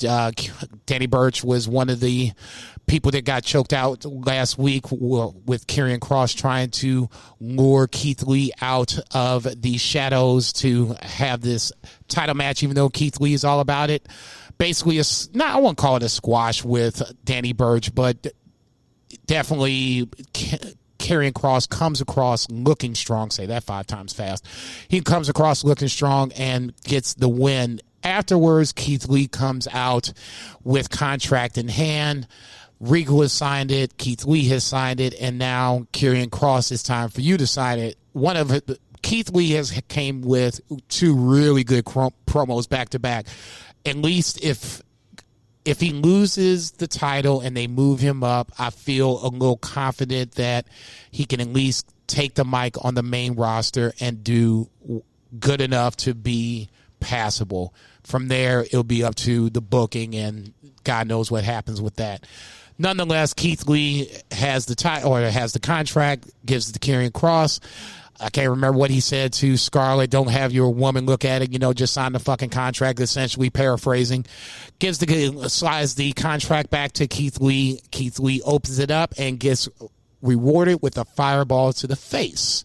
Keith Lee goes down, basically ending the segment. My only problem with this segment is the fireball portion itself. I don't understand how Karrion Kross or Scarlett possesses this power of the fireball. Don't get me wrong. I get it. I don't think you necessarily need to, excuse the pun, add heat to this feud. I think it's already good enough. Dijakovic, like I said a couple weeks ago, that's the Rocky IV, analogy. Dijakovic is basically Apollo Creed or whatever the case may be. He's dead and gone. We haven't seen him since. That's the storyline. To me, that's the angle. The fireball, I think, was probably one step too far. Thoughts? I actually like the fireball because I thought it was decidedly old school, and I'm a sucker. I like the old school. I'm a sucker for that, and I thought it was pulled off really well. I think the after portion of Keith Lee showing the effects of the fireball was a little long. That was my only beef with it, was you saw him kind of raging and people talking to him and trying to calm him down, and that kind of got boring to me. I think they should have just put him off screen and then added a little bit of intrigue to, like, what's going on with Keith Lee? Is he blinded? Is he going to be able to maintain his dominance with this upcoming fight now that the thing is signed and he had this fireball to the face? But, I mean, I like the segment. I thought it was cool, and all those people are really good. No, I like the fireball part because it's old school. I'll give you that. Like I said, for me, I have a problem with, well, I agree with the fact that it went too long because it then bleeds into the next segment, which is Drake Maverick versus Killian Dane. Okay, so seeing this, I'm like, okay, this just seems random as fuck. I don't understand why we're even going with this match. Killian Dane just basically seems like at mid-card enhancement talent. Drake Maverick just, basically worked me over for about 3 or 4 weeks, so I still got a problem with you. Now, instead of having him in the cruiserweight division, you have him against almost a super heavyweight if you want to just go for size purposes only. So it was just kind of weird to see that. But then when we see Keith Lee going outside to get medical attention, all of a sudden Undisputed Era comes up. And now I'm like, oh, okay, I get it. So, of course, Undisputed comes in, wreaks havoc, wipes the floor with both Drake Maverick and Killian Dane. And then you have Adam Cole coming out, cutting a promo, basically calling out Pat McAfee for their match at TakeOver, and then inviting him to come back next week to a one-on-one face-off for next week's NXT. 2 questions. Number 1, are you interested in the Adam Cole Pat McAfee feud? Number 2, did you have a problem with Pat McAfee putting Adam Cole to sleep as him being the football player versus Adam Cole being the wrestler? Should Pat McAfee be able to conquer Adam Cole in any segment in professional wrestling? Answer the first question, no, I'm not super interested. And answer the second question, no, I actually don't have a big problem with it because he put him to sleep with the thing that he does best. He is a all-star, Pro Bowl? Pro Bowl, yeah. Pro Bowl punter, right? So, like, he put him to sleep with a punt. Like, he's an NFL guy. He does one thing really well, and he punts. And he took a chance, and Adam Cole was in a position to punt, and he punted him. So, as far as the storytelling goes, I think that was fine. Outside of everything else, like, I'm not mad about that. Am I interested in it? Like I said last week, it's just not for me. But, you know, the fact that it's on TakeOver is that's kind of I was going to say that it is going to be a TakeOver match. So I mean, there's some investment in it. How much that investment is, I'm not sure. So let's just go like this. I would expect Adam Cole to win unless there was some fuckery going on, and I just can't see any fuckery on the horizon. I would assume once again Adam Cole and the Undisputed Era on the way up. Yeah, this is a babyface turn. Well, okay, but then you would think that would be a babyface turn because obviously Pat McAfee is the heel in this scenario. But when you jump 2 guys in the middle of the match, that ain't a babyface move. No, yeah, you're right.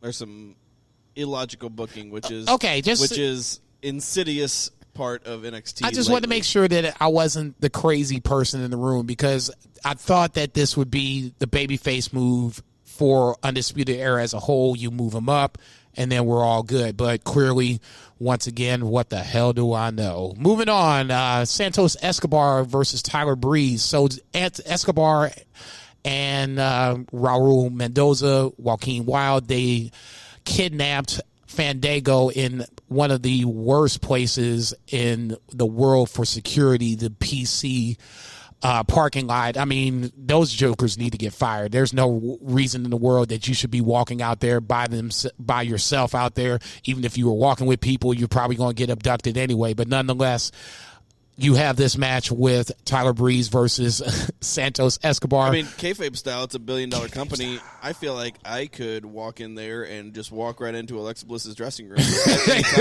Why? Because I can. Do you not know who I am? I'm TBZ.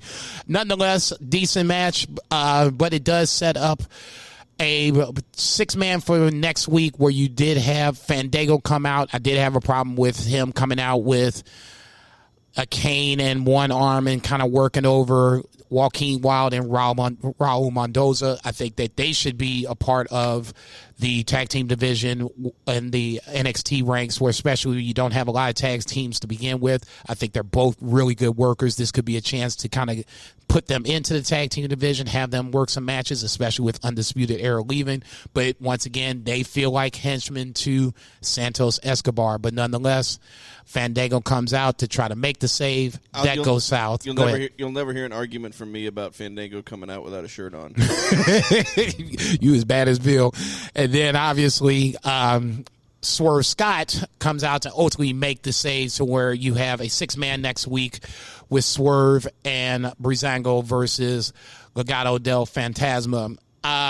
Ultimately, I was kind of hoping that we would just get the Cruiserweight title match at TakeOver. Maybe next week we get Swerve Scott to pin Escobar, so you get that match. But initial thoughts on Breeze versus Santos Escobar? Yeah, I mean, it just felt like a placeholder. I like El Hijo del Fantasma, but I am not super interested in the Cruiserweight division right now, and I haven't been since the Cruiserweight Classic.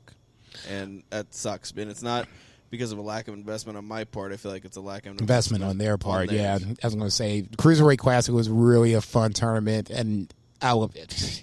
That and the Mae Young Classic are two things I think needs to be in regular rotation when it comes to WWE or an NXT, whichever one you want to put them on. Especially now. Yeah, I was going to say a Mae Young Classic or Evolution would be a great move for WWE. It would put eyes on the product without even question. I know I would watch it, and it wouldn't even be a thought process. Evolution was my favorite pay-per-view of that year. Was it 2018? Yeah, sounds right. In the Beefers, that was my, as far as WWE went, that was my number one. Yeah, pay-per-view. And especially with a company that wants to say they, made the Divas and this women's revolution, then you need to kind of stay on top of that and kind of keep that momentum going. There's enough talent on Raw, SmackDown, NXT where you can do an Evolution pay-per-view right now and you shouldn't even have a problem with it. But another story for another time. Speaking of the women, we're moving on to Mia Yim versus Indy Hartwell. Now, once again, this is kind of where I had a problem with the Keith Lee segment going too long, so far, so long, too long, whatever you want to call it. Now, this goes into the Mia Yim match where Mia Yim plays it well, where you can kind of see that she's not necessarily into the match, and Indy Hartwell might be able to pull the upset. Ultimately, Mia Yim does win this match, but for me, I thought it was more on the lines of what's wrong with Keith Lee. Can Mia Yim concentrate versus the match itself? I like Indy Hartwell. I just don't think that this was a good time to have this match. If you're going to do a Keith Lee angle, just do the Keith Lee angle. Otherwise, just go away from it. Thoughts? Yeah, I mean, Indy Hartwell's got a good look. She's a little green. She just needs some time, and she'll be up there with the rest of those ladies. And I did like the story where they tried to interview Mia Yim, and she was like, I just need to focus on my match, and she was, distracted. So, I mean, there was decent storytelling in it, but as far as, the match went, it's just it was a match. No, I didn't think it was 5-star by any stretch, but I think that, like I said, the story was more so Keith Lee versus Mia Yim. It's more about Keith Lee than building than Mia Yim. Yeah, building that storyline up. Connecting the dots if you didn't know already that they're dating and all that other good stuff. And like I said, for me personally, I don't think that was needed, but did it anyway. No big deal. Moving on. Next up, you have Bronson Reed versus Damian Priest. So they had a little conversation not backstage, but in the parking lot of PC, which is probably not the best place to do it. But hey, what the hell? God knows that they could have easily be out there and get abducted. Got kidnapped. Yeah, or easily be out there and have a nice little fight or whatever the case may be. Could have got a Molotov cocktail thrown at him. Okay. Could have got a cinder block. See, you jumping ahead, man. We're going to get to that in a second. Nonetheless, jumping back to the match itself, Damian Priest ends up losing to Bronson Reed in a pretty good match. I was kind of surprised that Damian Priest won, but I guess we're going with the bill for Bronson Reed as maybe the underdog babyface going into the ladder match. Damian Priest called Bronson Reed's fluke to get into the ladder match, or his win to get into the ladder match a fluke. So now, moving forward, what is Damian Priest going to be the guy that's going to lose this match? Is Bronson Reed going to be the guy that's going to come out on top? Obviously, we have a spot to fill. This actually made it a little bit more predictable for me, because whenever Bronson Reed won this match, it made me think that Damian Priest is going to win the North American title, which is actually a good move. I think that is who should win this title. But if Damian Priest would have beat Bronson Reed, I would have just thought, oh, well, that makes sense, because he's a little bit more established and he's a little bit more menacing, and it would have been more up in the air about who wins the North American title. So you just switched the booking. Yes. Him losing made me feel more like he's winning at TakeOver. Interesting. In WWE logic. Yeah, if you think like it. If you warp your mind. No. It's It's pretty much connecting the dots, and I totally get that. And I didn't even think of it that way, but I totally get what you're saying, and that makes sense. I probably would switch the book it myself just because it kind of puts the spotlight away from. Because then Bronson Reed has a win over the champion. Exactly. You know? Yeah, that makes sense. Totally makes sense. Aaliyah versus Mercedes Martinez versus Kaden Carter and Casey Canizero. Obviously, Casey Canizero from American Ninja Warrior fame. It was good to see her back, but to me, just the cutest. Oh my God! I was getting ready to say she's, and I'm not talking like sexually. I'm just saying she's just the fucking she's cutest. like my little sister. You know, and I don't even have a little sister. You know, you breathe on her wrong, I'll beat your ass. But it was good to see her back. It seemed like Mercedes Martinez was just in there with a bunch of kids, though. It really did. I mean, she really towered over everyone and just made experience-wise. Right, that too. And I was kind of glad to where at the finish after, obviously, I shouldn't say obviously, but the Robert Stone brand wins this match. Rhea Ripley comes out to confront Mercedes Martinez, and you can kind of see the immediate size differential. I mean, they're basically Mercedes and Rhea Ripley are basically the same size, but more so to me where now it feels like this is more of a legitimate fight for Rhea Ripley. And I know you've said this multiple times, and I've seen this on Twitter multiple times where, you know, Rhea Ripley kind of got screwed in 2020, and perhaps she did. So did we all. Yeah, right. I don't want to necessarily see Mercedes Martinez to be the stepping stone for Rhea Ripley to come back, but this is a good way. If this is where we're going, this is a good way to do it. She lost the match because Mercedes got involved the week before. Now this week, we're basically kind of setting up for a probable takeover match between Mercedes Martinez and Rhea Ripley. I would assume, and I would assume you agree with me, Rhea Ripley would go over if said match happened? Yeah, I would assume so. Mercedes Martinez is there not to be a champion. She is, 39? Sounds right. Yeah, she is there to be a mentor and to put people over. She's the, even though she's younger, but for female wrestlers, she is the Matt Hardy in AEW right now. Been probably, speaking of AEW, I was assuming, well, fingers crossed, hoping that she would go to AEW.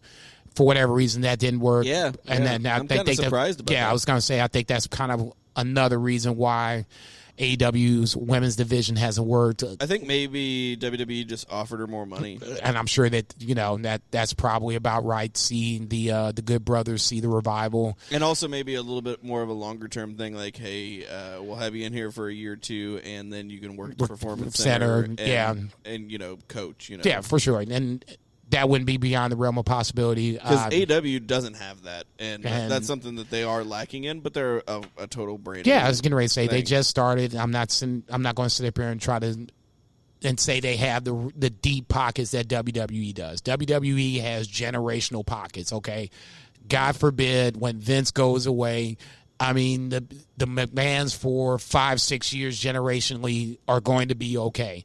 We can't say the same thing for AEW. Tony Khan's got fuck you money, but he's not trying to say fuck you. He's trying to make money. Exactly. And then where Vince has already made his money, but another story for another time. Finishing up, you have the main event where I'll say it.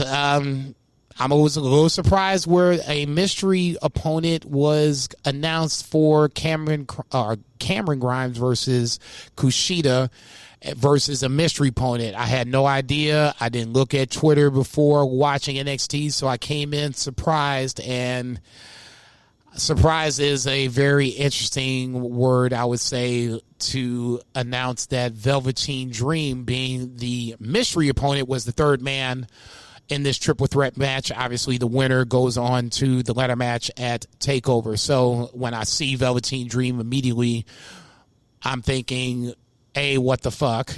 And B, Velveteen Dream is going to win, because I don't think you would bring Velveteen Dream back and have him lose. Surprisingly, that is not the case. Cameron Grimes it comes out with the win. One of the reasons why I think they should have broke up the 2 titles is because of guys like Damian Priest, like you said, Cameron Grimes, like I'm saying, that are guys that have this ceiling. I don't think they could be the champion, but I think they could be the mid-card champion. Cameron Grimes gets the pin on Kushida. God bless Kushida. I think you should have won the NXT Cruiserweight Championship, but that's another story for another time. So that obviously leaves Velveteen Dream available for next week's I guess last chance match where Finn Balor, your boy Johnny Wrestling, and Rich Howland are going to wrestle for the final spot in the NXT TakeOver ladder match for the North American Championship. We'll just cut to the chase. Thoughts on Dream coming back? Bogus. I hate it. I was a big proponent of Patrick Clark. I have definitely not been I've been critical of him just because I feel like he definitely requires fans, but he is not. He's not like the total package like he seemed like whenever he was just fresh out, right? Right. You can go back in this podcast and you'll probably hear me saying like, "I'll put him up to the main roster." This guy's like Agreed. a fucking superstar. Agreed. And then as soon as fans went away, like he was exposed. To me, and then we had this situation where he's even more exposed in like a real life situation, right. And the fact that he has not been vindicated, WWE probably did some kind of internal investigation about this, and unfortunately, we will never learn the results of that. And there's been no like statement from them whatsoever. And I've seen this dude's DMs to underage girls, like screenshots, and they're fucked up, man. And like, I don't care whether you're in a Me Too movement or not. Like, no matter what time period you're in, or no matter how progressive we're thinking, like, this is fucked up shit. And I need this motherfucker to like be on the record. I need some kind of vindication. I need some kind of someone to defend. Yeah, some kind of objective wherewithal to make it so that I don't just immediately react negatively to this, because that's exactly what I did. I was like, this is fucking dumb. You got a whole roster of main roster people, and if you're trying to pop a rating, bring down AJ Styles for this fucking 3-way. Like whatever. They've done it before. Like, right. It's going to pop a rating. The guy didn't win the match anyway. You could have done the same finish, and then you could have had another week with the main roster guy. Like, I just don't understand. It's tone deaf, which is exactly like WWE is, and it's disappointing. Now, I'll say this. Under normal circumstances, if this was, once again, quote-unquote, a normal world, I would have popped when seeing Velveteen Dream. When I saw it, I was just kind of like, ugh. This isn't a good look, especially when the scenario where I feel like there's more, like TBZ said, there's more behind the story and we don't know what's behind the story. That's where I have a problem with this. That feeling you get whenever you just get done jerking off and you're like, I can't even look at this shit anymore. That's the feeling I had whenever NXT finished. Like, I don't want to fucking look at this ever again. No, I felt bad just in the sense that I wanted to be excited about Velveteen Dream's return. I want to be excited about him having a second chance next week to get into the ladder match. I'm honestly not. I think there is something, like you said, it's tone deaf. There's something to be said about having somebody take a seat. We haven't seen Excalibur. Dude, I was just going to say that. I didn't want to interrupt you, but I was just going to say that. We haven't seen Excalibur we haven't in 2 seen weeks. Excalibur for 2-3 weeks? This guy with Kevin Owens, right? Right. So sorry, Bill, wherever you're at, but we're getting ready to run down your boy. I can see it coming. They made a mistake, right? It was over 10 years ago. I can't remember the guy's name, but there was an independent wrestler, black man, who wanted the people who faced him in order to get heat. They wanted him, or he wanted his opponents to use the N-word. He wanted his opponents to use racial tones, right, to get heat. And they agreed to it, and it was a mistake. Right. And like Kevin Owens has been on record, Excalibur's been on record, like as soon as they did it, they realized it was a mistake. But this guy wanted it, right? Like this is what He said. So what do you do? So what do you do? What do you do? And they did the thing that they shouldn't have done. See, I wouldn't have done that, man. I mean, you can call me what you want. Trust me, one of my favorite movies is Blazing Saddles, and the N-word is dropped like nobody's business pretty much from start to finish. If it's me, I'm saying no. Go ahead. Yeah, absolutely. I mean, salt and vinegar chips, my favorite chips. My least favorite part about it is the last two syllables. But I'm not going out here, played. And I'm not saying no. I'm not saying that to you or anybody. No. And they did, and they made a mistake. And they have it was a different era also, and there's been some atonement, right? Like neither one of these guys thinks like that, but AEW being progressive and being proactive, they pulled Excalibur off quietly, and who is a huge boon to their show, right? So like, I have not watched NWA Power since Cornette left. And I'm not saying that as like a Cornette mark. I'm like, oh, I'm not watching this. Right. But like the fact that Cornette wasn't on it, it actually made the show less interesting to me. So and it wasn't even like a conscious decision. I just didn't watch that next week, right? Yeah. And then I didn't watch the week after that. And then that's how the pattern begins. That's how it happened. And it's not because I'm a Cornette mark at all. I mean, I respect the guy for what he has done to the business previously. But like with this Excalibur thing, they're potentially shooting themselves in the foot because they want to do the right thing. Yeah. And then that is the difference between these like companies, and I respect that. But it's a huge bummer for the product, but Taz has really come into his own. I was just getting ready to say, I think Taz has done very well picking up the slack, picking up the ball, whatever, phrase you want to use, and it feels fairly seamless to where not much has it. You could tell the difference because you can hear the difference. It's not like the announced team quality has gone south, and I think that's the biggest reason why. And it was a roll of the dice, no question. At least in my mind, it was a roll of the dice, because if it went south, then you're definitely going to hear it. But it hasn't gone south, and that's kudos to like where you have Taz and Tony Schiavone doing Dark, or whatever the case may be. Now they picked that up where it really doesn't feel like it's missed a beat, and it's kind of bled over into Dynamite, and that's kind of worked too. But I'm glad you brought that up, because I wanted to talk about that in the 2 count, and I forgot about that, and I'm glad you brought that up. That's kudos to AEW in the sense that, they did what they had to do, but they did it quietly to not bring up too much attention, not bring up attract attention to this. It was a scenario where they did the discipline, and they're probably still going to do it. I think my guess is he's gone another couple weeks. Maybe around All Out he comes back, or the week after. Either way, they did the discipline nicely, quietly, and we can all move on. And for me personally, I notice it, but it's not enough to where I'm like, oh my God, what the fuck's going on with AEW Dynamite's announced team? It was something that was supposed to be did, and I'm glad that they did it. Yeah. All right, that would be it for our 3 counts. 1, 2, 3.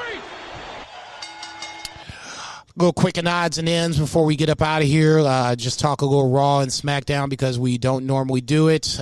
Beer, if you want to go to the bathroom, this is a good chance to go, because Did you see me squirming? Yeah, a little bit. So that's what I'm saying. Yeah, go ahead. Exactly what I'm doing. I can take it from here. I actually do have something to say about Raw and SmackDown right afterwards. But yeah, it's so funny. We're in like an incredibly dark room. I just want to let you know. That that's about to say we're in a closed facility. Like we're not in opening hours, and I didn't turn on the lights. So if you hear a little echo or whatever, you must have just heard my feet shuffling or something. I'm just like holding in my piss because I drank like 8 beers while we've been doing I was about to say, so go ahead and go. I'll rattle off on Raw and SmackDown for a little bit. Just a couple quick thoughts on Monday Night Raw first. Randy Orton turning on Ric Flair. It was I won't say I expected it. I saw it coming, but when the match ends 10 or 15 minutes before the end of the show, they kind of let the cat out of the bag a little bit. I told if you want to play kayfabe style, I get the Randy Orton portion of it, but I also get the Ric Flair portion of it. Well, and I'm not saying this as a Ric Flair mark. I see what he's saying.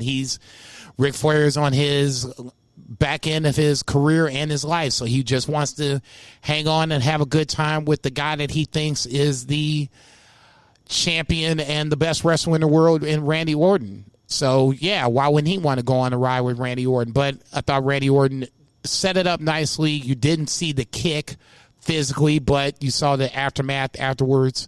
Once again, I didn't necessarily think we kind of needed it, but, you know, kudos to Ric Flair. I mean, he's had Charlotte and now Randy Orton basically run him down on national TV, throwing him to the curb. And he's come back and he's been a part of both of these angles, which to me blows my mind. I mean, I don't know. Randy Orton, if you're Ric Flair, like, why are you out during COVID? First of all, so like that's also, and kudos to him. Like, the dude cut an amazing promo. Right. Like, I know I'm the guy who doesn't watch Raw, but like I watched this because I heard Ric Flair did a great promo, and he did a fucking great promo. Yeah, and it made sense to where now I felt sympathetic for Rick. So as, you know, fast forward when Randy punts him in the next week, you see Drew come out, and just on the Drew McIntyre thought process for 30 seconds, and I say this all the time, I wonder how we're going to look back on Drew McIntyre's reign as champion when he's had good matches, he's cut good promos, but there's been no fans to kind of validate that he's done so well. What do you think about this? Because I think they've done a good job with Drew. I think it's one of the only things that WWE's done a good job with. I like that. I like what they've done with Drew. I like what they've done with Sasha Bailey. Even though it's still kind of top heavy, I like the fact that they've let them go on this reign of terror. Sure, I think it's a good timing for it. What I'm asking is, what do you think about this being a swerve, and Randy takes the title with the help of Ric Flair, and then Drew gets it back in front of fans? They let Randy run heel champion during the pandemic, right? Because everybody talks about how boring Randy is or whatever, even though he's not lately. No. He has not been. He's actually been one of the shining beacons. Dare I say, argument for WWE Wrestler of the Year of this year, of 2020. Of 2020 could be Randy Orton for sure. But I mean, like, I could see them giving him a title. I could see Drew losing it, and it's not an indictment on Drew. No. Because like, who else do you put? Because I actually looked at the Raw roster before we started, and it's like, really, you've got maybe Kevin Owens, and then like the second person that looking at the list was Aleister Black, right? And they're not putting Aleister Black. Yeah, in the they basically picture. wrote him off TV. So like it's like the only other person is Kevin Owens. So I feel like you got to give it to Randy. Right? Yeah, I was going to say you won't do heel versus heel, so that wouldn't work. So yeah, I totally understand. I totally get what you're saying with that, and it would make sense. The only thing I don't like about it, but it's WWE, the convolutedness of the booking where, okay, you kick Ric Flair this week, but then, you know, in 2 weeks he comes back. Dirtiest player in the game. Yeah. No, I get it. It just, I don't think if that's the way they're going to go, I don't think you have to go that road. If you do it, so be it. I get it. I just think it gives you extra hoops to jump when you don't have to jump those hoops. Right on. Okay. Just jumping to SmackDown for 30 seconds. I finally watched clips of SmackDown. I don't understand how Chad Gable is being seduced to the dark side. If you're being bullied, how are you going to be aligning yourself with the bully? That doesn't even make sense to me. You're supposed to beat up the bully, not be his bitch. Okay, how does Sheamus, in the matter of 2 hours, basically have a face and a heel turn? I mean, goddamn, I understand that, you know, Big Show. He's the new Big Show. Nigga, you just stole my thunder. I'm not interested in Braun and Alexa Bliss. I didn't watch Mixed Match Challenge, but I think somehow this is how you have Braun lose the title. Yeah, you and 7 billion other people didn't watch Mixed Match Challenge. No, there are some people that watch that shit, but I think somehow tens of thousands of people. Right, tens of thousands of people. I think somehow this is how you have Braun lose the title. Alexa Bliss isn't Sister Abigail, so let's Can we come away from that, please, for the love of God, okay? The last time I saw Sister Abigail, she had a beard with a veil on it, and we were in Shock City Studios to try and decide whether this was a good idea or not, okay? Spoiler alert, I'm Sister Abigail. I'm trying to think. There's something that... Retribution. Oh, okay. my God. Oh, my God. Dude, have you ever seen the most... This is... I don't want to steal your thunder, but this is so I'm sure you're not. Slapdash.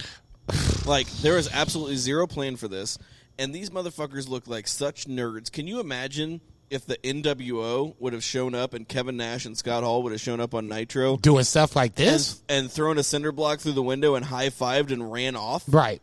Like, can you imagine if they would have thrown a Molotov cocktail on some random electrical box and then ran off? Like, this is not an invasion. Dude, Daniel Bryan got fucking fired because he was so into the Nexus invasion. Was that Justin Roberts he was choking It was out? Justin Roberts. Okay. And Justin Roberts was not even against it. Justin Roberts, in his book, basically said, I had no idea that Daniel Bryan got fired. Daniel Bryan choked Justin Roberts with his own tie, and Vince was so upset that he fired him. He fired the American Dragon, top 5 wrestler in the world at the time, fired his ass because he was so heated on this angle. Like, dude, this is the opposite of what we want. Yeah. I was going to say that this reminds me of Nexus, but the difference between Nexus and Retribution is Nexus destroyed John Cena. And Jinder Mahal made it and brought that to my attention. I was like, yeah, you're right. That makes good sense. It looks the same. It kind of feels the same. Kind of, because you have, guys running around here, and apparently women too, with lawlessness and all that other good stuff, but the executions just ain't the same. You don't have a John Cena that they're beating down. And for me, that's where I think they're missing the boat. It feels like, I hate to see it, but just random men and women just vandalizing. They're not doing anything that makes me want to see more of them. It's like Vince McMahon saw a clip of some protesters that had turned to looting and said, this is my heel faction because this is what's wrong with America. And apparently they might not even know who this heel faction is. The heel faction is in flux. That's why I think they're wearing masks, because they don't even. That's what I mean. There's no plan. They're like those people in the masks. Right. I don't even think they're actually the faction. Right. Like I think that they're just placeholder people until they figure out what the faction is. Out what the faction is. Remember the boxes that fell on Roman Reigns? This is the new version of that. Don't do that. It's the new version. Was that the worst angle? Did we vote that the worst angle of the year on the Beefers last year? I don't even know time anymore. Shit, if we didn't, it needs to be. Speaking of time, I think we're out of it. Yeah, let's get up out of here. All right, ladies and gentlemen, that's about it for us. Thanks for hanging out. I'm sorry that it went too long, but I'm not really sorry because this is what we were going to do. This is what we were supposed to do for a long, long time. It's good to have a podcast that we can have control of and do it what the fuck we want to do. Sorry, Bill, I love you, but I don't love you that much. So, in closing, let's shut it down. I'm sure I played the wrong music, but that's okay. I've had some drinks, so we're just going to go this route. For Two Beers, Zach Pullman. Cheers. For Lucha Chris. For Murray the Murray Man Murray. For Bill Vagey. For Aaron Vagey. Happy birthday. For my cats, I know he always gives shout-outs to his cats, but my cats, Billy and Lucifer, the tag team champs. I'll see you in a little bit. I'm getting ready to feed you. For the lovely Becky Balboa, I love you, babe. I'm JCB. Good to be here. Good to thank you for shit.